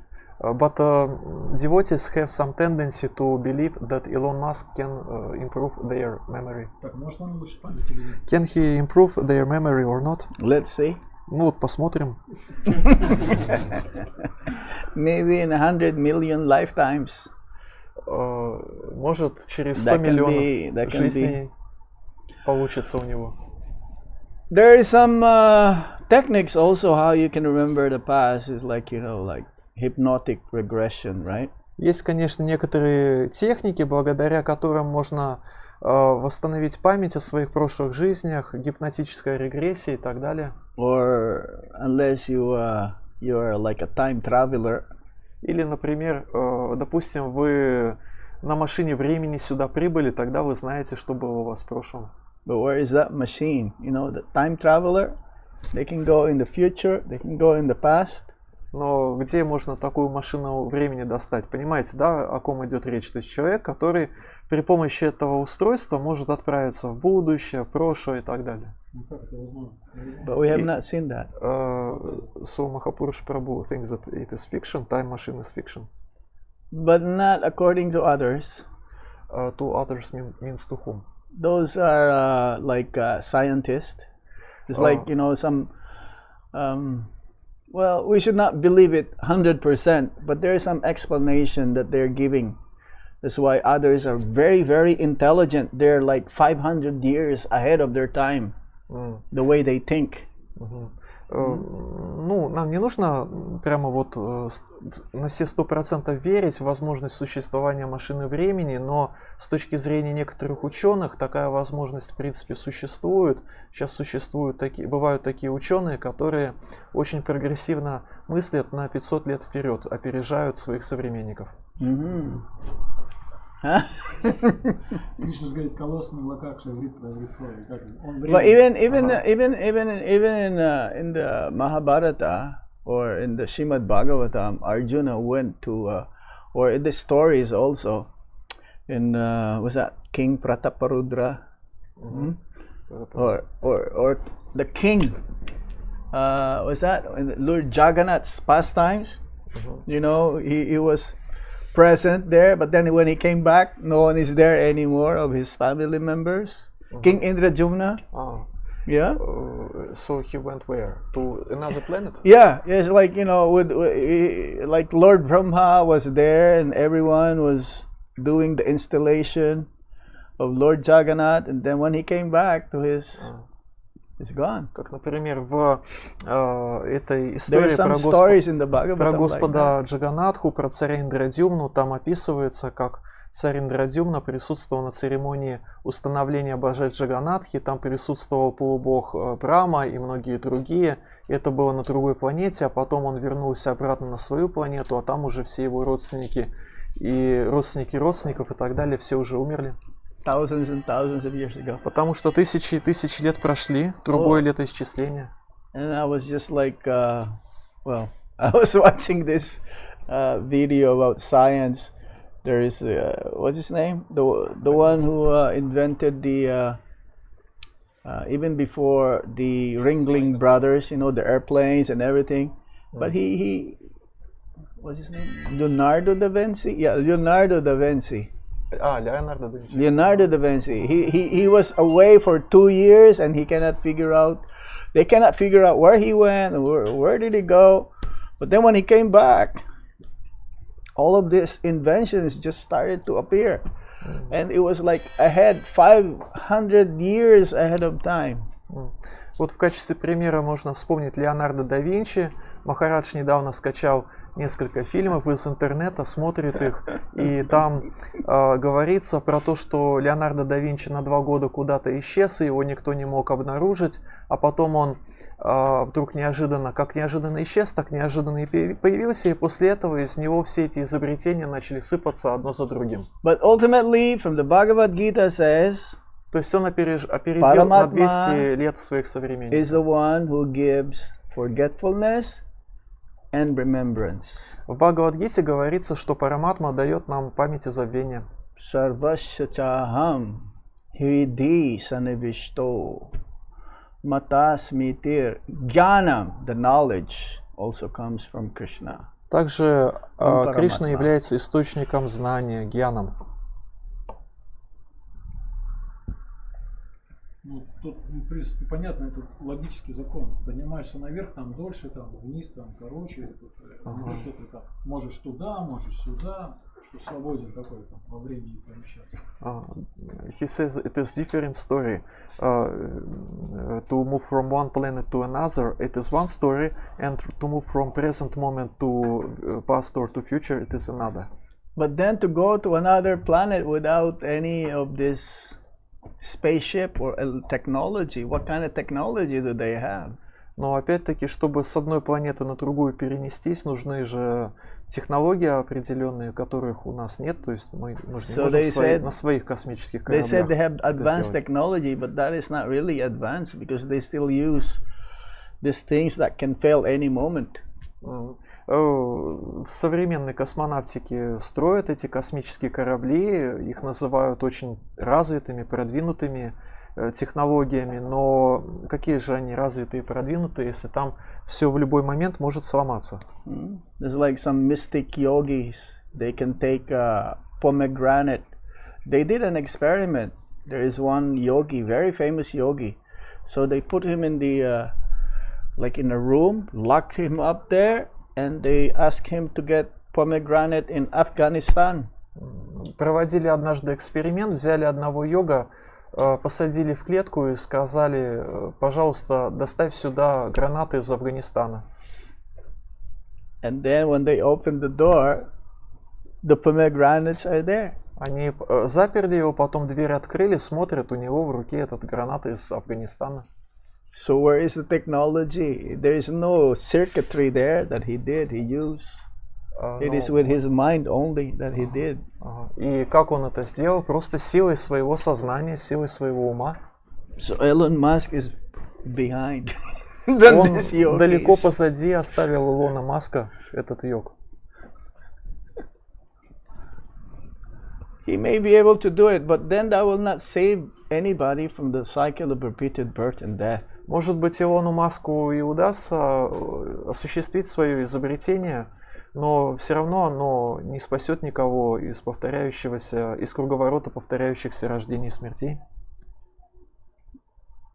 Okay? Still, the goal of life is not being attained by inventing this kind of mechanism. То есть, если эти вещи изобретать, все равно, благодаря им, высшую цель жизни достичь не удастся. Anything else? Есть ли еще вопросы? Okay, last. Yes, Харе Кришна. Prabhu. У меня такой Харе вопрос. Кришна. То есть души, живые существа, они вечные, они никогда не появлялись, и их невозможно никак уничтожить. Но Господь, Он всемогущий, и может ли Он уничтожить душу или создать новую? И были ли в истории такие, ну, знаем ли мы такие истории, в смысле эпизоды такие в истории, когда по какой-либо причине какая-то душа, будучи вечной, но тем не менее была уничтожена, или была создана новая, и то есть при каких обстоятельствах, если были? So it is said that soul is eternal and non-destructible, but at the same time we know that Supreme Lord is all-powerful. Yes. So does it mean that he can destroy a soul or maybe to create a new one? And if it is possible for him, maybe you know some cases when he did it, maybe some stories you can tell us about it. Once you are created, you are eternal already. What do you mean? Once you are created, the jivas, once the jivas are created, it is eternal. Душа единожды создана, один раз создана, и вообще она вечна. If the Bhagavad Gita says it cannot be cut into pieces, cannot be burned by fire, cannot be wet by water, it cannot be killed, that means it's eternal. There is no way that it cannot be, that it can be destructed at any time, any moment. Раз в Бхагавад-гите говорится, что душу нельзя иссушить ветром, намочить, сжечь и так далее, и уничтожить, это означает, что она вечная.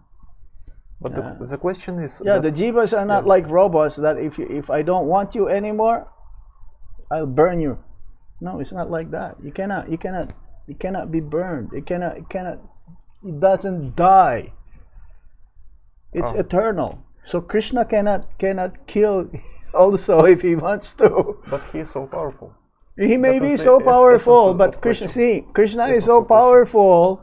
Krishna is so happy that he wanted to expand himself so that he will enjoy more. And that expansions are us. We are small Krishna.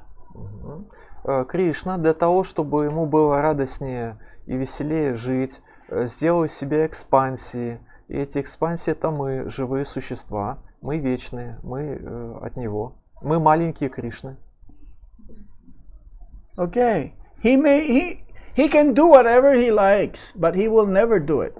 Кришна действительно может все что угодно сделать, он действительно всемогущий, но он нас никогда уничтожать не станет. Because it will not make sense to kill one's children. Потому что нет никакого смысла убивать собственных детей. Maybe in the material world you can do that to your kids. You can kill your kids. Может быть, в материальном мире кто-нибудь и готов убить своих детей. But in the spiritual platform, Krishna, as the father of everyone, he will not kill even a mosquito. Но в духовном мире Кришна, отец всех живых существ, даже комара не убьет. Jiva.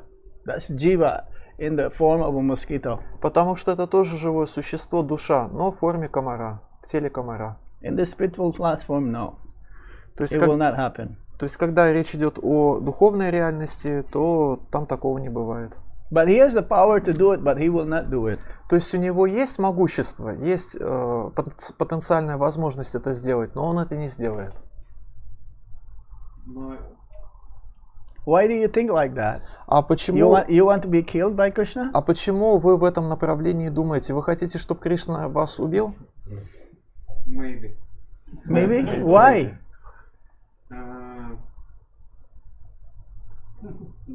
No one. You don't want? I no want this all. To live. В том числе. А можно по-русски? Но как бы я сомневаюсь лично, что моих усилий каких может хватить для того, чтобы, ну скажем, как бы хорошо жить, да, грубо говоря. Ага. Вот. Но получается, что по этой логике жить я обречен. То есть я не могу просто взять и прекратить ее, то есть закончить, выключить и так далее. То есть я вечный, мне придется всегда, неважно там, здесь, но придется. I'm not so much. И как бы это, конечно, очень, я понимаю, что это как бы ленивый такой выход, в невежестве, прекратить все. Но опять же это один из выходов. Я так вижу, по крайней мере. I want to be happy, but I am not so much confident that I will be able to be happy on my own by my own efforts. And now, because I read in Bhagavad Gita that soul is eternal, it means that I cannot switch myself off. I have to live further. I am obliged to live. That's the point. Yeah, but Я не сказал, что хочу быть счастлив. Я не сказал, что хочу быть счастлив. Ага. Хорошо, тогда уточните. Я сомневаюсь, что это в принципе возможно, быть счастливым. I'm not sure that it is possible to be happy. Опираясь, например, на то, что сам Кришна, из желания быть счастливым, он стал создавать всякие штуки, то есть Вриндаун там и так далее, то есть он не собирается быть счастливым сам, то есть просто сам, да, то есть ему нужны всякие игры, там куча миров, даже там в том числе материальные, которые, как обычно говорят, что типа, что он приходит там, в общем, что они не очень-то ему нужны, как бы, да, грубо говоря, что у него есть свой какой-то там, вот, то есть, но он при этом всемогущий Бог там, а я... Make it short, tell him make it short. Махарадж просит покороче. А вы постарайтесь, просто я, смысл какой-нибудь, суть. Okay. Пожалуйста. Ну давайте. То есть вы я сейчас, вам рассказал, вот вы сейчас сказали, да? Я думаю, что вы поняли. Да, вроде понял. Tell him, make to the point. He already finished. Okay. What did he say? The situation is very simple. That he is not sure that he will be able to be happy. Okay. And Krishna created Vrindavan and all of us living entities for his own happiness. That's all. Yeah, that's true. Да, это You действительно can так. only be happy. You cannot be happy on your own. It's not possible. Мы не можем быть счастливыми сами по себе, это невозможно. You can only be happy if you serve Guru, Hari Guru and Vaishnavas. Счастливым можно быть только если служишь Господу Хари, Гуру и Вайшнавам. Happiness can be attained by helping others to become Krishna conscious and also serving the Supreme Lord. Счастливым можно быть, если помогать другим становиться сознающими Кришну и если служить Верховному Господу. Because that is your nature as a jiva, to serve. Потому что ваша природа, как живого существа, именно в том и заключается, чтобы служить. To serve Krishna. Служить Кришне. Krishna created us for that purpose. Кришна нас именно ради этого и создал. To serve Him. Чтобы мы Ему служили. When you serve Krishna, Krishna becomes happy, then automatically you become happy. Мы служим Кришне, Он от этого становится счастливым, и благодаря Его счастью мы тоже становимся счастливыми. And that starts from chanting Hare Krishna. И все это начинается с воспевания Харе Кришна. И это нельзя считать неким рабством просто. Does it mean that Или что мы предметы какие-то? Does it mean that I'm like a slave? No, that is your independence. Your independence is that you become dependent on Krishna. Нет, это как раз независимость. Наша независимость достигается в тот момент, когда мы ставим себя по отношению к Кришне в зависимое положение. You cannot be free without serving the Supreme Lord. Если мы не служим Верховному Господу, в этом случае мы свободными быть не можем. If you don't serve Krishna, then you become bondage. You are bound by the material energy. Если Кришне не служим, тогда материальная энергия порабощает нас. If you don't serve Krishna, then you are unhappy automatically. И соответственно, если мы Кришне не служим, то тогда мы естественным образом становимся несчастными, да? А если мы служим, то в чем наша свобода? Ну, то есть, вот мы, допустим, служим, и... Where is our freedom when we serve to Supreme Lord? That is your freedom. Вот в этом свобода и заключается в служении. Я не понял. He doesn't understand how. Then you serve, then you will understand. А вот послужите, тогда и поймете. you cannot taste the mele, the honey inside if it's closed, right? Если банка с медом закрыта, то как мы можем попробовать этот мед на вкус? How are you gonna taste the honey inside? He is asking, what if I'm not going to taste the honey? Well, you want to be happy, right? Но вы же хотите быть счастливым, да? Ну, You don't want to be happy? Или вы я хотите не быть верю, что это несчастным? может You быть. don't want to be happy? He just doesn't believe that it is possible Well, to be you don't happy. have to believe it. А Я тут, не знаю, а мне тут не кажется, обязательно что верить You или don't не have to верить. believe anything what we mentioned here. You don't have to accept anything that we Тут mentioned не here. обязательно вообще во что-то верить или не верить, принимать или не принимать And из you того, will- что здесь прозвучало. You don't have to understand, you don't have to believe anything what's going on here, but you are still always welcome to come here. Вам вовсе не обязательно даже понимать, что здесь звучит, о чем мы говорим, но мы всегда вас ждем сюда в гости. Я хочу понимать, мне You don't have to believe in God, you don't have to believe in soul, you don't have to believe in anything, Даже but не you're always обязательно welcome to come верить here. ни в Бога, ни в существование души, но мы всегда рады, что вы сюда ходите. And that is your freedom. Вот в этом ваша свобода и заключается. Харе Кришна. Харе Кришна. Okay? Hare Krishna. Okay. Окей.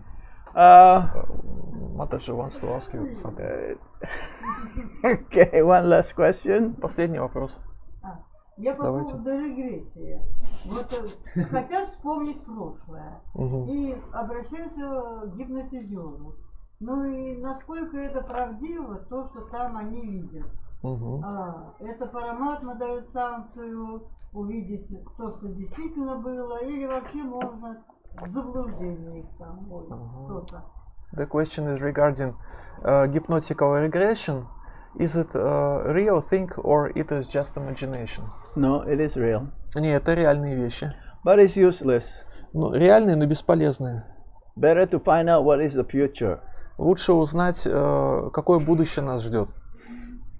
But if you are a devotee, you know what is your future. При этом, если вы преданы или преданные, то тогда вы знаете, каково ваше будущее. Because you just continue on whatever you're doing right now.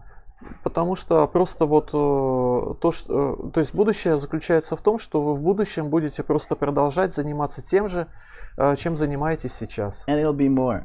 И в еще больших и больших объемах. But some devotees, they go to astrologer, Vedic astrologer. Вместе с тем, некоторые преданные ходят на консультации к ведическим астрологам. Some of them are bona fide. Некоторые из них говорят правду. Возможно, вот эти регрессии невозможно доказать, что это так. Там, потому что, ну, правда, там говорится, хитросплетение деятельности очень сложны. Это может быть наложение одного отпечатка на другой, он говорит, и что это так, 100%. Это невозможно доказать. Даже Гуру Махарадж, когда этот проводил регрессию в Москве, он говорит, допустим, скажет, кто в прошлой жизни, он не верит в это. Но я тоже как бы сомневаюсь, сколько это правда. Что-то может быть так. Karma is very much complicated. It means that during this hypnotical regression, we can deal with some kind of mixture of impressions from different lives. Yeah. Да.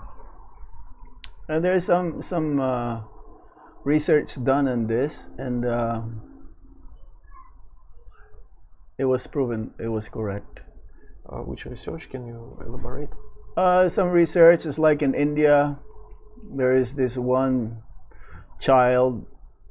He remembered that in the past he lived in such and such place, and that time, in that form, she was murdered. So that boy never been to that place before, but he remember how to get there, how to go there, and then he remember, yes, this is the place. And yes, according to the history, there is one person, that name, and what was your name before? Then he said, what was his name? Yeah, in that place, that incident happened, and that boy is like lived very, very far. So. Существуют определенные исследования, которые подтверждают факт существования реинкарнации как таковой. Например, один индийский мальчик вспомнил свою прошлую жизнь, о том, как он жил тоже в Индии, но в другом месте. Там, где в этом месте его убили в прошлой жизни, и его туда отвезли, и все подтвердилось. Он сказал, как его звали в прошлой жизни, кто его убил, где что и как происходило. Okay. There is some, even in Europe, some incident happened like that. В Европе тоже такие случаи бывают, когда дети вспоминают свои прошлые жизни. But that is just to prove that science actually is true.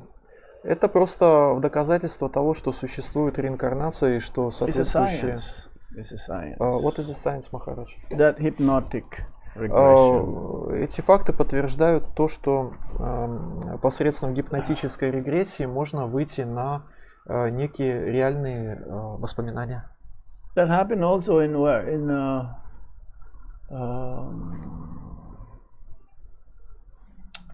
In the Krishna book. The story of one of the sons of Lord Krishna. Was that there's one queen, and she met this person, one of the sons or grandsons of Lord Krishna, and then she kept on drawing. One of the assistant keep on drawing. Remember that pastime? I'm not getting the point. Which past? She was her assistant keep on drawing. Is this the person? No. Is this the person? Yes, that is the person. But never met them before. But it remembered somewhere in subconscious. We should not delve so much into this. But it is there. Even in the Krishna book. В книге Кришны тоже приводится история о том, как кто-то из родственников Кришны вспоминал облик какой-то личности, с которой... I think it's Pradyumna. Pradyumna is who? Yeah, he is the one who because this princess, she never left the kingdom. She's always in the kingdom, but in the dream she remembered meeting him. Meeting Pradyumna? Yes. In previous life? No, in the same lifetime. But somehow she never met them before. It's in the Krishna book. Just cannot remember now. Remember this pastimes? Something like this. What is the name of princess? I can't remember now. What's the name. Okay. But it's in the Krishna book, the 10th canto.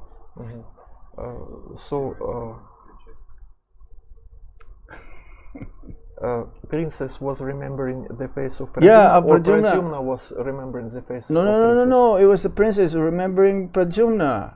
She remembered in the dream. В книге Кришна описывается история So об одной only she принцессе. decided that she will get married to that prince, to the son of. В книге Кришна описывается Кришна. история об одной принцессе, которая во сне увидела Прадьюмну.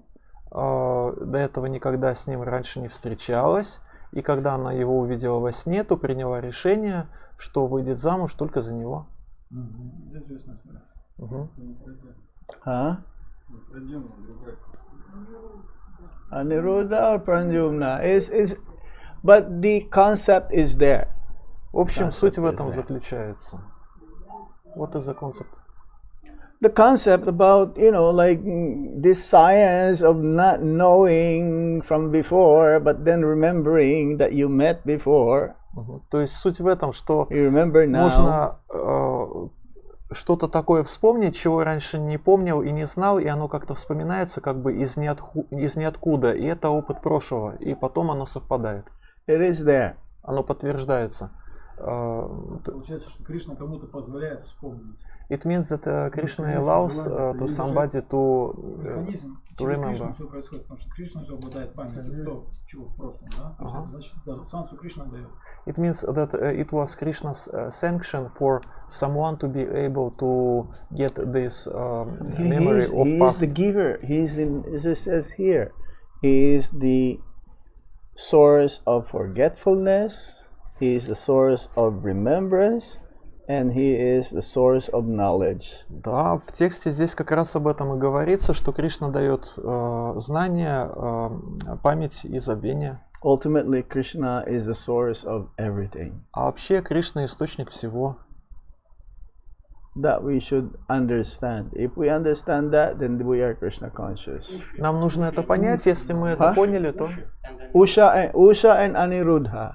Уша и Нанирудха. Yeah, Aniruddha. Ага. If you read that story, it'll say that. It'll tell that. You read that story. You can read that tonight. It'll be a long story, but in that story, Usha never met Pradyumna, but somehow or other she had that. Somewhere, she remembered him. В общем, есть в книге Кришна эта история про принцессу Уши и Прадьюмну. Анирудху. Они раньше никогда не встречались, и принцессе приснился он, а потом они встретились. Это все можно прочитать в книге Кришна. We should go back to read that story and find out. That's a nice story. Нужно снова открыть книгу Кришна и перечитать эту историю. And she became pregnant without having Aniruddha or something there. I don't know. I cannot figure it out. No male is entering there, but she became pregnant. А потом эта принцесса Уши забеременела, причем без участия Анирудхи. Как это могло произойти, я никак не могу понять. If I can remember, that story was like that. Насколько я помню, там именно так все и было. Насколько я помню, так все и было там. Because she's not going out also. Потому что принцесса никуда не выходила. Может, они улетели, там пообщались, там прилетели. Она забыла об Потому что у этом. нее подружка, она ж туда-сюда там могла перелететь туда, перелететь сюда, перенести туда, перевести сюда. Может, просто этот момент не описывается. На корабле летающем. Потому что она же перенесла Нирудху мистической своей силы. Ага. Может, это и раньше. Maybe they were just flying somewhere and then she forgot it.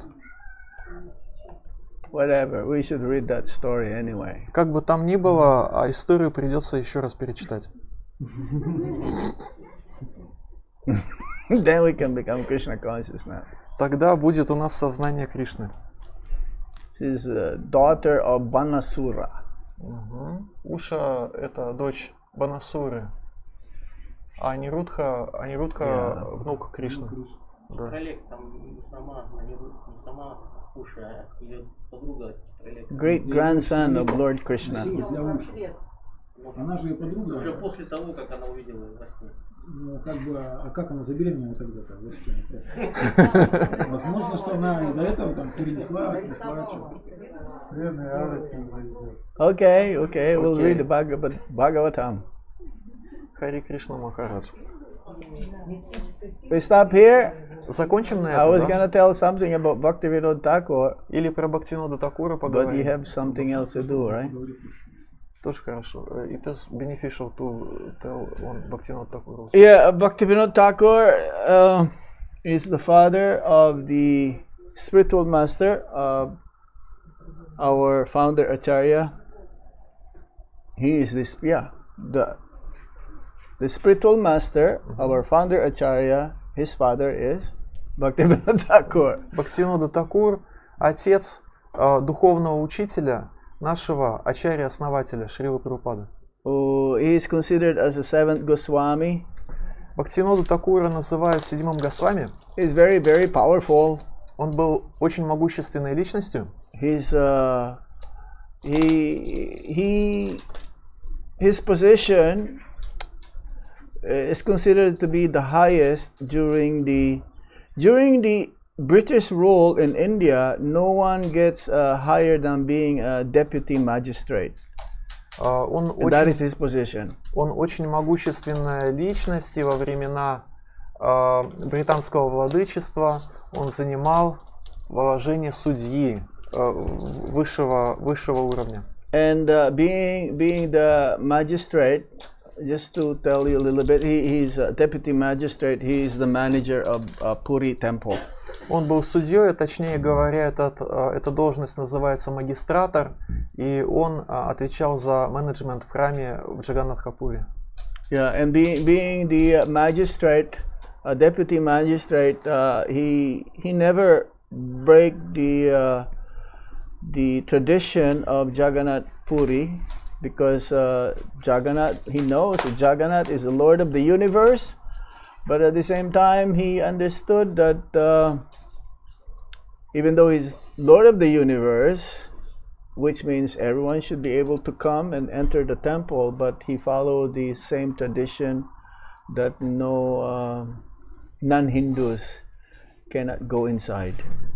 Бхактивинода Такур был магистратором в Джаганнатха-Пури, в храме Джаганнатха-Пури, и поддерживал все имеющиеся традиции. Он понимал, что Господь Джаганнатха – Господь Вселенной, и поэтому к нему в храм имеют право прийти любые люди, но он поддерживал традицию, согласно которой в этот храм не допускались не последователи индуизма. He appeared in 1838. То есть нас бы не пустили. Нас бы не пустили при Бхактивинода Такуре. So it means that in Bhaktivinoda Thakur's time we won't be allowed to enter the temple. We cannot also. Да, и нам тоже нельзя. Бхактивинода Такур явился в 1838 Because году. there is in one of the sastras in Puri regarding Jagannath deities, it says there's one day there will be a foreign devotee who will come and have darshan of the Lord, and the Lord will be so attracted because of this devotee's love that the Lord will walk away. The deity will leave the temple with that. The Jagannath deity will walk, leaving the temple of Puri with that devotee, with that foreign devotee. That's why there is no one allowed to go inside, because they're afraid that Jagannath will go away with that devotee. А почему не пускают в храм? Потому что в местных шастрах существует такое предсказание, что однажды в храм Джаганнатха-Пури придет преданный из другой страны, иностранец, и там не говорится русский. Maybe from Yaroslavl. Наверное, из Ярославля даже, да? Да. И говорится, что он придет, и такая у него будет преданность, такое у него будет бхакти, что Господь Джаганнатха вслед за ним пойдет из храма, привлеченный этой преданностью, и покинет храм Джаганнатха-Пури. But Lord Jagannath is very merciful. He gives his darshan before Ratha Yatra, during Snana Yatra. There is like an area in that temple, in Jagannath temple, where even people from outside, they can see and have darshan of the Lord having his abhishek. Господь Джаганнатха очень милостивый. В период Снана Ятры, то есть проведения Абхишеки Господа Джаганнатхи, Снана Ятра предшествует Радха Ятре.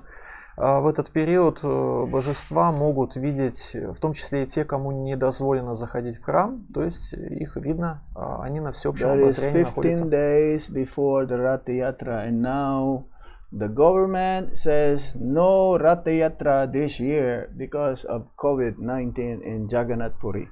Снана Ятра проводится за 2 недели до Радха-Ятры, и сейчас правительство местное говорит, не будет Радха-Ятры из-за коронавируса.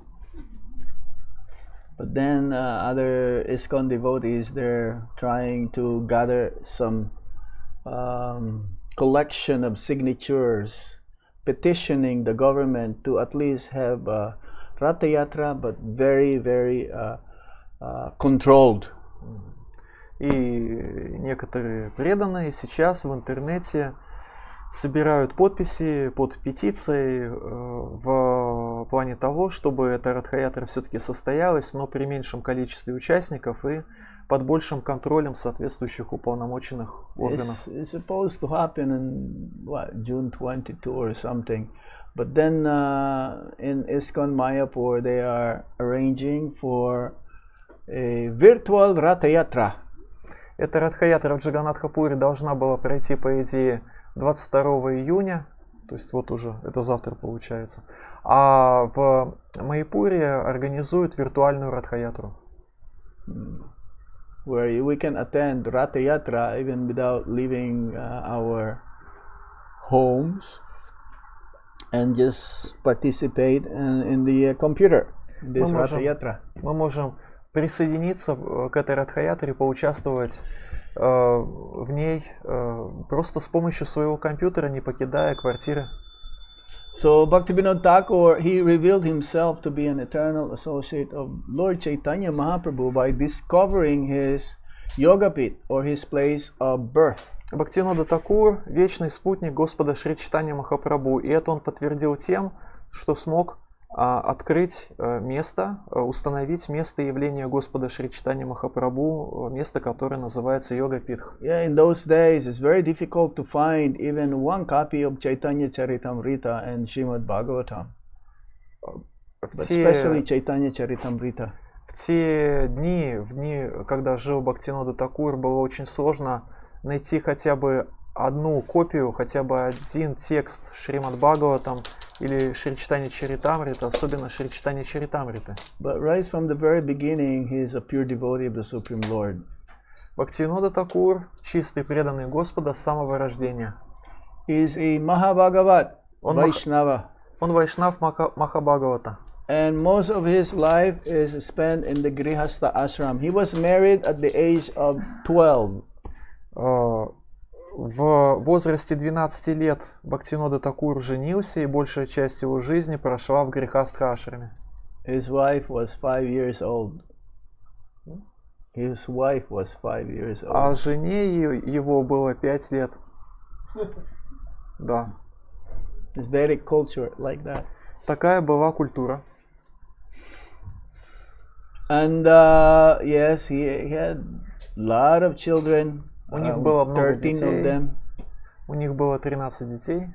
The fourth child was Srila Bhaktisiddhanta Saraswati Thakur, who took birth in Jagannath Puri while he was a magistrate, deputy magistrate. Четвертым ребенком Бхактивинода Такура был Бхактисиддханта Сарасвати Такур, который явился в этот мир в Джаганнатхапуре, когда Бхактивинода Такур выполнял в Джаганнатхапуре свое служение магистратора. Bhaktivinoda Thakur was praying to Lord Krishna to have a son just like a ray of Vishnu who can be very, very powerful, empowered preacher of Krishna consciousness. Бхактивинода Такур молился Верховному Господу о том, чтобы в его семье родился луч Вишну, то есть могущественный, уполномоченный проповедник сознания Кришны. I've read there are two ways how you can ask the Supreme Lord to have a child to be a devotee of the Supreme Lord. Можно просить Господа о том, чтобы дети, которые были преданными Господа, и можно просить об этом двумя способами. Yes, the Grihastha should pray to have a child become a devotee of the Supreme Lord, and the other one is become a devotee of the Supreme Lord and also help other conditioned souls to become a devotee also of the Supreme Lord. Один вариант — это просить Господа о том, чтобы ребенок был преданным Господа, а другой вариант — это просить его, пусть ребенок будет преданным Господа, и пусть он помогает другим тоже становиться преданными Господа. So that prayer became fulfilled in the life of Srila Bhaktisiddhanta Saraswati Thakur. Верховный Господь исполнил молитвы Бхактивиноды Такура, и это воплотилось в жизни Бхактисиддханты Сарасвати. He's very kind. He's very humble. He doesn't criticize anybody. He doesn't get angry even to those who are his enemies in preaching Krishna consciousness.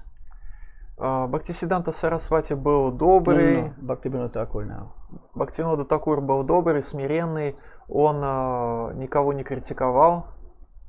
Yeah, he doesn't criticize. He's no pride. He's very humble. Не гордился, всегда был смиренным.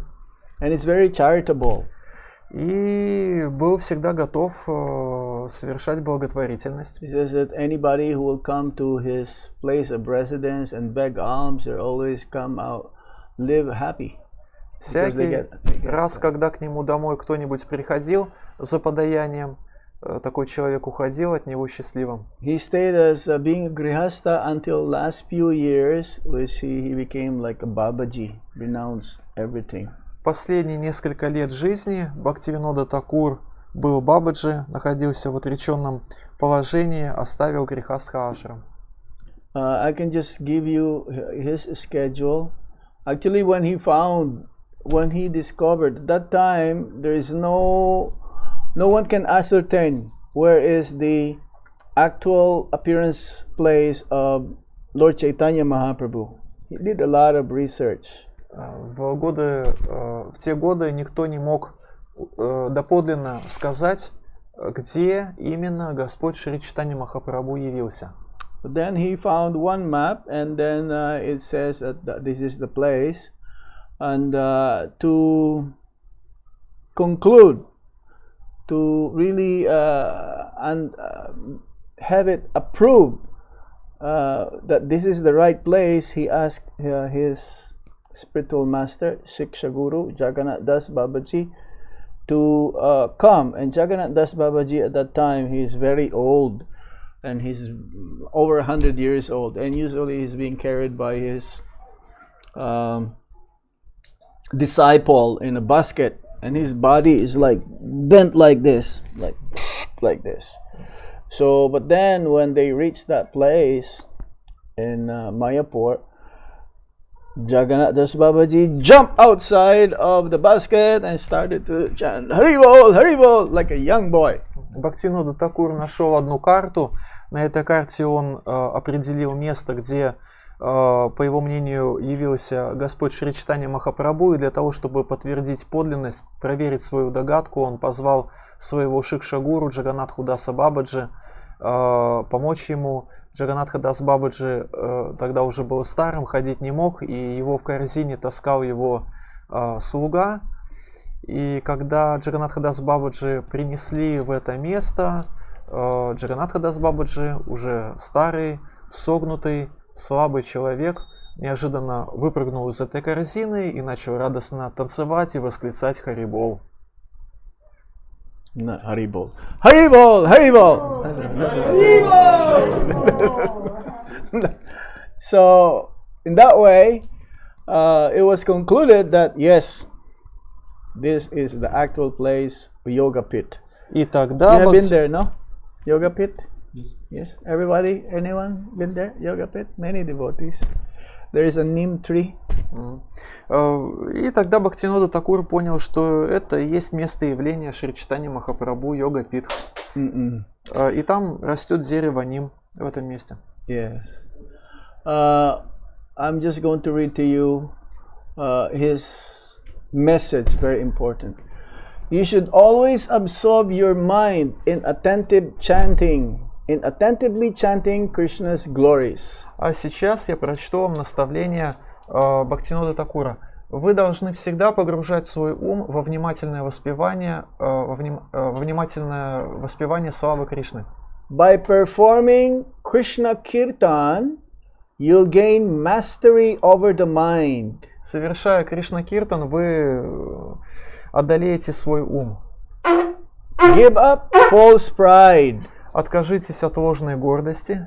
Let me see. Oh, are we still there? Yeah, we're still there. Hold on. Put this here.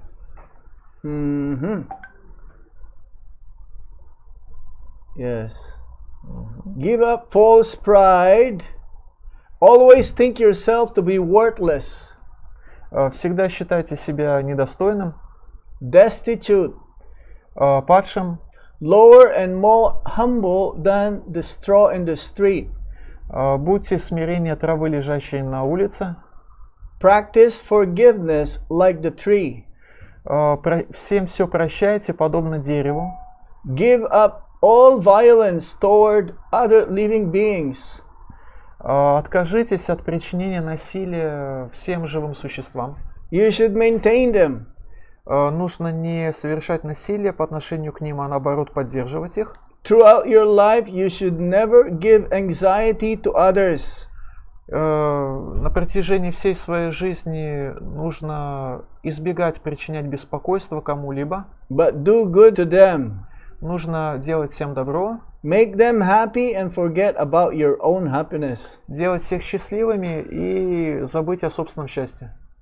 Very difficult to do, isn't it? Очень сложно все это сделать, не правда ли? Very, very. Very difficult. Yeah. I was reading also the other day. The only way, Bhaktivinoda Thakur says, the only way how you can give up envy is with the association of devotees. На днях я читал, Бхактивинода Такур пишет, единственный способ избавиться от зависти — это общаться с преданными Господа. This is the last most difficult thing to do. Give up envy. Это самое сложное, что из всех анарт, какие существуют, это самое последнее, которое остается, и та, которую сложнее всего искоренить. Of all the anarthas, everything can be dovetailed into Krishna consciousness, like lust, anger, greed, madness, illusion, but not envy. Все те анархи, которые у нас есть, вожделение, гнев, зависть, безумие, иллюзия, все это можно занять в служении Кришне, а зависть нельзя занять. He specifically mentioned that the importance of sadhu sangha or Vaishnav sangha, Vaishnav seva, association with the devotees or serving the devotees. Особое значение Бхактивинода Такур придает саду-санге, то есть общению с преданными и служению им. Especially Uttama Bhaktas, Особенно саду-санге с утама-бхактами, where they don't have any more pride, anger, or any of these anarthas, especially no envy. Утама-бхакты — это те преданные, у которых нет анартх, особенно гордыни и гнева. Those who are pure in their hearts. Такие преданные чисты сердцем. Because if you serve them and you inquire from them, and if you hear Harikatha from them, then your heart also becomes cleansed. Наши сердца очистятся, если мы будем служить таким преданным, задавать им вопросы и слушать Харикатху из их уст. You become like them. Тогда мы станем такими же, как они. Your faith increases towards the Supreme Lord.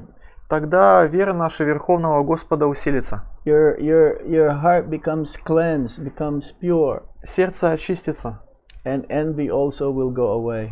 А зависть покинет наше сердце. There's so many pastimes of Bhaktivinoda Thakur, but lastly I will let you know his schedule every day.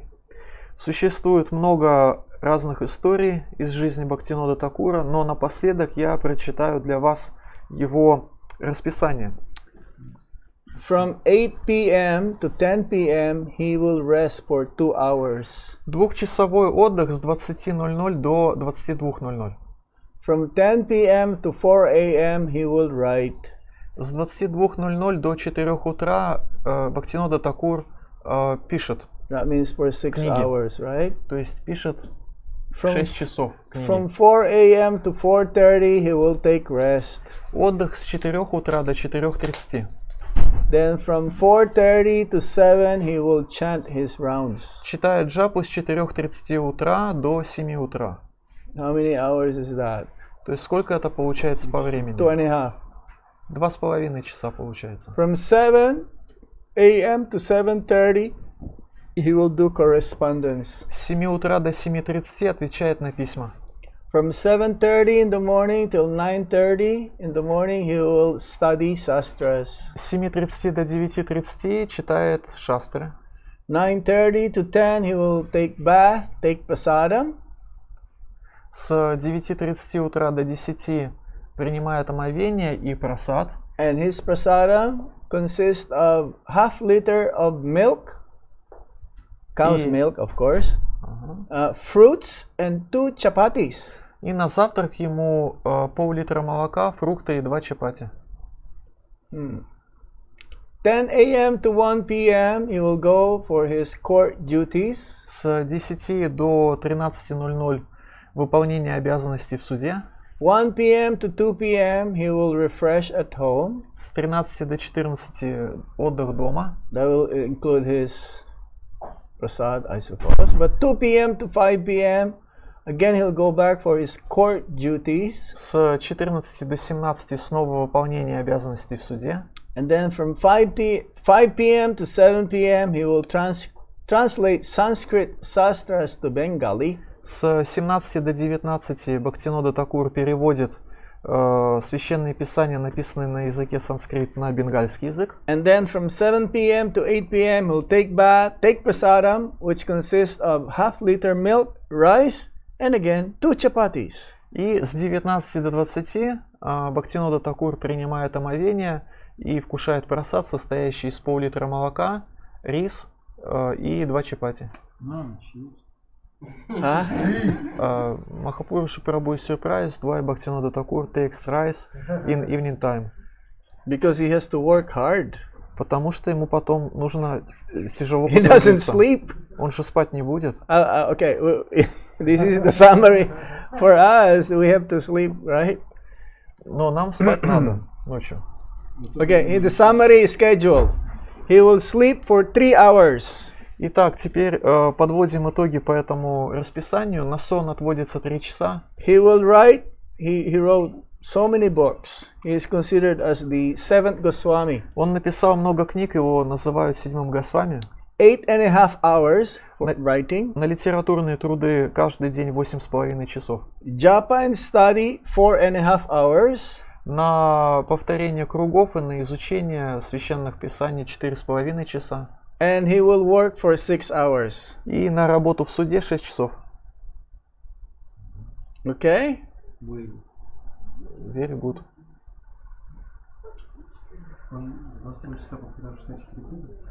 Doesn't mean that that 2 hours and a half was enough for him to chant 64 rounds. Well, he's always chanting whatever he do. Он всегда Whatever he's успевал doing. святое имя, чем бы он ни занимался. Doesn't have to be in japa. Для этого не обязательно на четках повторять. Like Haridas Thakur, he chanted 192 rounds every day, but not all in japa. Харидас Такур тоже повторял каждый день много кругов, 192 круга, но не все из них на четках. But all total 192 rounds. It says, 64 rounds silently, 64 rounds like a little bit, more louder, and then 64 rounds in the mind. 192 круга, из них 64 вслух, 64 шепотом и 64 в уме. You can also chant your rounds without the japa. То есть круги свои можно повторять и без четок тоже. But japa is there to tell us how many rounds we chanted. Четки нужны для того, count, чтобы right? могли посчитать, сколько раз мы повторили святое имя. I know some devotees, they chant every time, anywhere, everywhere, even while sweeping the floor. That is also chanting. Я знаю преданных, которые всегда повторяют святое имя, чем бы ни занимались, в том числе, когда они подметают пол, и это тоже воспевание. Even while sleeping. Даже когда спят, все равно повторяют. Of course, святое we имя. should not sleep while chanting. Нам, наоборот, не нужно, когда мы повторяем святое имя, спать. It's better to chant while sleeping. Лучше наоборот, не спать, когда повторяешь, а наоборот, повторять, когда спишь. Right? So whatever you do, you can be like hammering Hare Krishna, Krishna Krishna, Hare Hare, Hare Ram, Hare Ram, Ram. Mahapurush Prabhu is asking, when we are sleeping, how we can chant holy name, we cannot count it on our You lips. don't have to count, as I said. А не обязательно считать во время сна. I know Сколько? some devotees.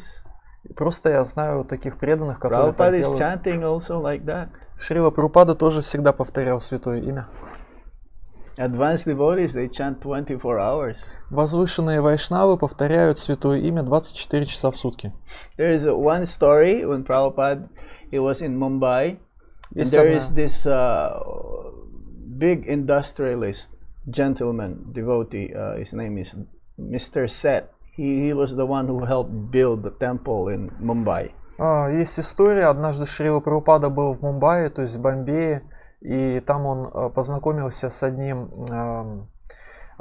человеком, состоятельным человеком, связанным, как это мы говорим, с тяжелой промышленностью. Его звали господин Сетх, он помогал строить храм Джуху в Бомбее, в Мумбаи. And he was there having darshan of Srila Prabhupada, but he doesn't have any question to ask. But he was just there with Srila Prabhupada. And Prabhupada was okay. He's not saying anything also. But then he can hear. It's like the chanting of Hare Krishna Mahamantra coming from Srila Prabhupada, even though he's not opening his mouth, but then there's this vibration of the Hare Krishna Mahamantra coming from Prabhupada. So he's figuring out, where is this coming from? How is this?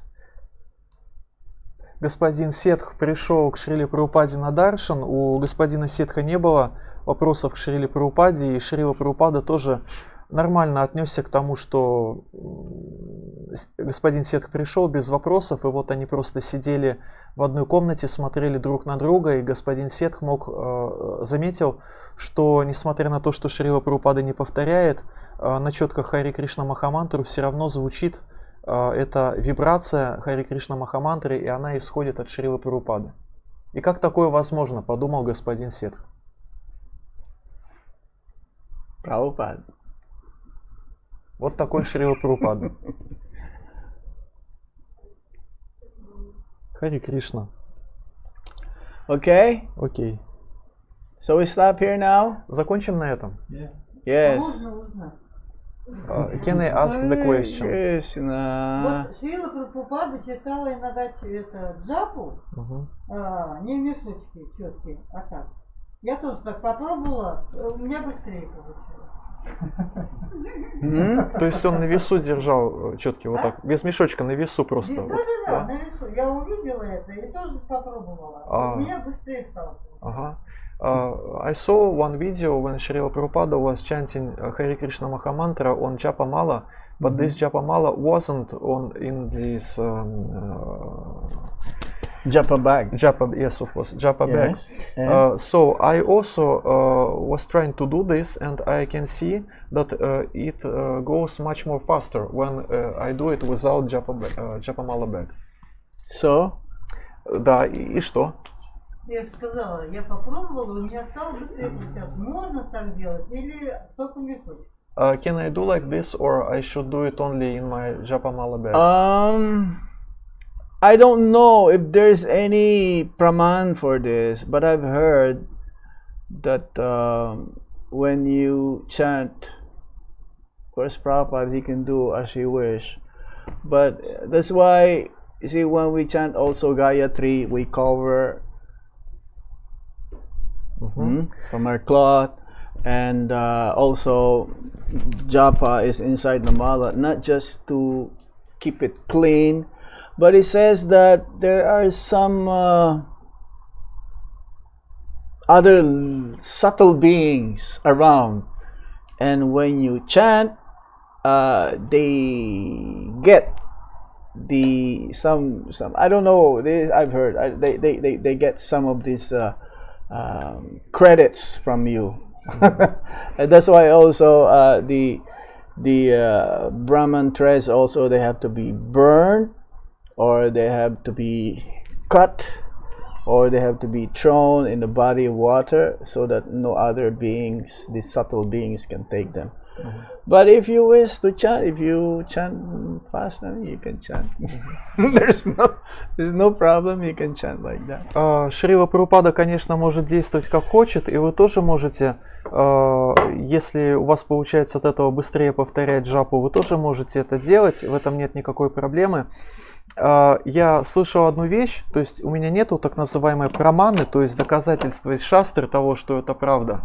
Но я слышал, что когда мы повторяем джапу на четках, мы эти четки держим в мешочке, и когда мы повторяем гайатри мантры, то мы тоже покрываем этот шнур тканью или рукой, и все это делается не только и не столько для того, чтобы поддерживать эти предметы в чистоте, но еще и потому, что существуют тонкие сущности, которые есть в пространстве, и они могут, если это все открыто, воспользоваться вот этими нашими заслугами духовными, которые мы обретаем, когда делаем все это. В корыстных целях.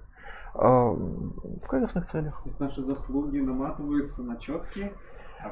Но как они будут ими пользоваться, если мы без мешочка? То есть в чем, как механизм? So how it works, how these credits are accumulated in our japa mala or on our thread? How it goes? You protect your japa mala is your personal thing. You know, you don't let others also chant in your japa mala. Ну просто Unless your Guru Maharaj. This is subtle. You cannot understand it. You cannot grasp it with your mind. How is this working? все эти вещи. It's like you don't lend your japa to somebody. Okay, you don't have your japa. You forget your japa. Okay, you can chant my japa now. No, it's your personal thing. Все это вопросы тонкие и вопросы личного пользования. Например, мы же не даем свои четки другим людям повторять святое имя на них. Например, они забыли свои четки где-нибудь. Мы же не говорим, не можем одолжить свои четки кому-то. Это наши личные четки. It's like at the time of initiation, you don't give the spiritual master your old japa so that he will chant again. You give him like a fresh one, a new one. Когда мы получаем духовное посвящение первое, то мы даем духовному учителю четки для того, чтобы он их начитал не свои старые, на которых мы повторяли до посвящения, а мы даем ему новые, свежие, чтобы он начитал. This is very subtle. It's like you don't use other clothes, like a karmi's clothes, and because it's like there is some subtle, you know, like if you get remnants from guru or advanced devotees, it's very powerful, right? And if you get some clothes, it's like there is some used clothes you can buy. You know, there's a store, used clothes. Yes. It's better you don't buy this because some energy is being left from that clothes of the previous user. And then if you use that, it's like some karma or some subtle reaction that will happen to you also. This is not written in Shastra. This is like, it's like if you shake your hands with somebody, you also share some karma. То же самое касается, когда мы, допустим, идем в секонд-хенд и покупаем там одежду, уже ношенную кем-то, и поскольку ею уже пользовались, то мы получаем карму или некое тонкое воздействие энергетическое от предыдущего пользователя этой одежды на себя. Поэтому не рекомендуется свою одежду отдавать носить кому-то или донашивать за кем-то одежду. Или, допустим, когда мы жмем друг другу руки, то тоже происходит некий карма-обмен. Но обо всех этих тонких вещах вы в шастрах нигде не прочитаете. It's like in India also. Listen. In India, they can give you blessings because there's some energy here. Energy here is being transferred to you by very powerful. If a sadhu is like to ask blessings from a sadhu or Vaishnava, usually they ask, please put your hand on my head. Because there's some energy here that's being transferred. If they put it into your head, you become blessed. But you will never find in Shastra that it is like this. Или, допустим, в Индии, когда обращаются к саду, пожалуйста, дайте благословение, то обычно внешне, с ритуальной точки зрения, это выглядит, когда таким образом, что саду кладет свою руку на голову благословляемому, потому что на руке есть чакра, и там происходит передача энергии, и таким образом человек становится благословленным, но в шастрах об этом ничего не говорится. Ну, может, это потому, что саду обладает неким чем-то, то есть он, когда благословляет человека, он как бы выражает, ну скажем, мыслеформу, да, типа вот я тебя благословляю, и, то есть и за счет того, что он саду, он связан с Богом, это работает, а не потому, что кто-то коснулся его руки, может, или, ну я так понимаю, что... So this blessing, when one touches the head of other, this blessings works because one who gives this blessing is connected is connected with Supreme Lord. Yeah. Да. Blessings doesn't come from them. The blessings come from Krishna. They are the medium. Да, все, like a postman. Конечно, все благословения исходят от Верховного Господа, а те, кто вот так вот возлагая руки на других, дают благословения, они не источник этих благословений, а проводник, It's подобно a postman. почтальону. Они It's a как postman. почтальон действуют. Ну, так значит, если это обычный человек, и он не является никаким проводником, он просто все трогает, какие там могут быть, энергии. Как бы, плохие. Мне кажется, просто они бесполезные, ну то есть, Is that? So it means that when some ordinary man is touching everything, he cannot give any useful energy. All his He can give energies you are... karma. Да, он просто карму раздает.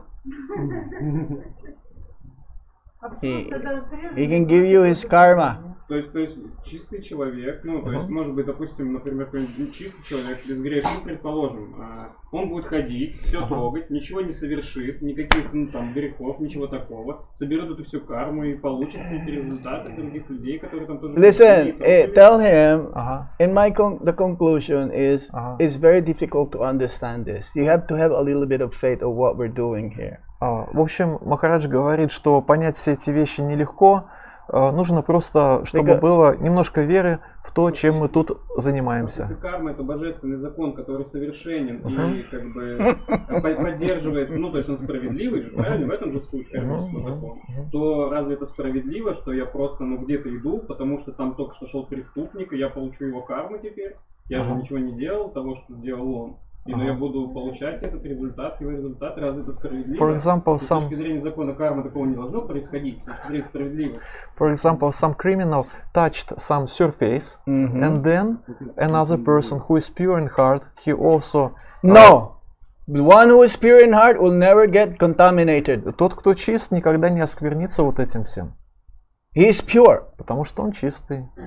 He is better than the one who has karma. Он That's гораздо... why you come here, you become pure.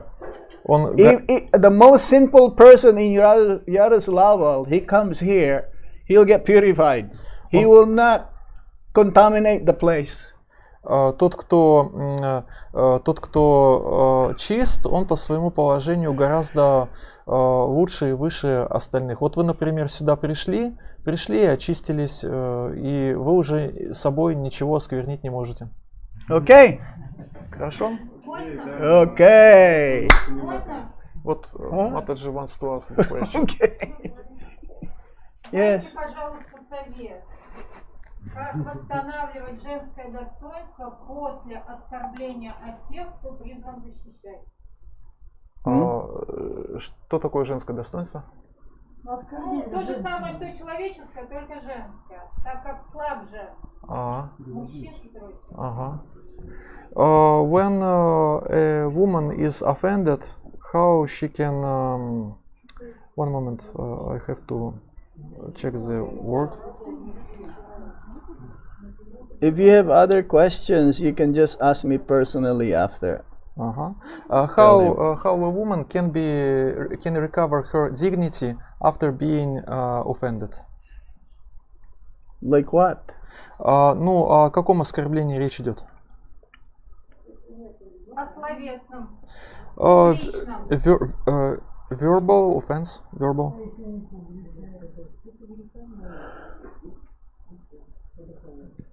A pure devotee of the Lord, he doesn't take any offenses from anybody. Чистый, преданный Господа ни от кого никогда никаких оскорблений не принимает.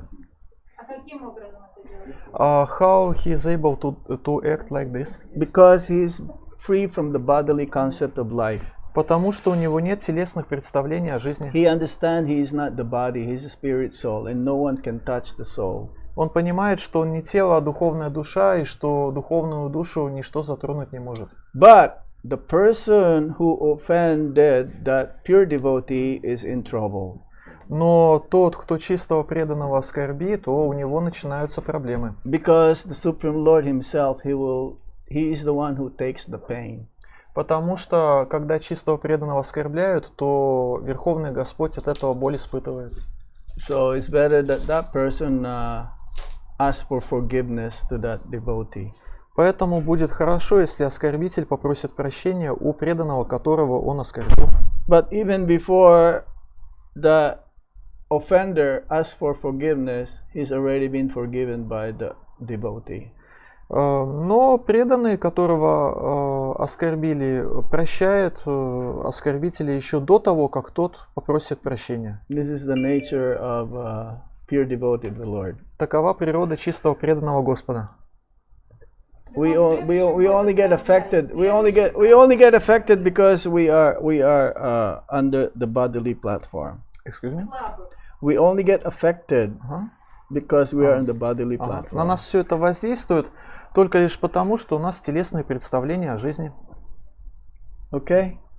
Нет, не окей. Пока что я женщина. So we can talk more later because other devotees they need to go. Махарадж просит перенести разговор на потом, потому что есть еще участники обсуждения.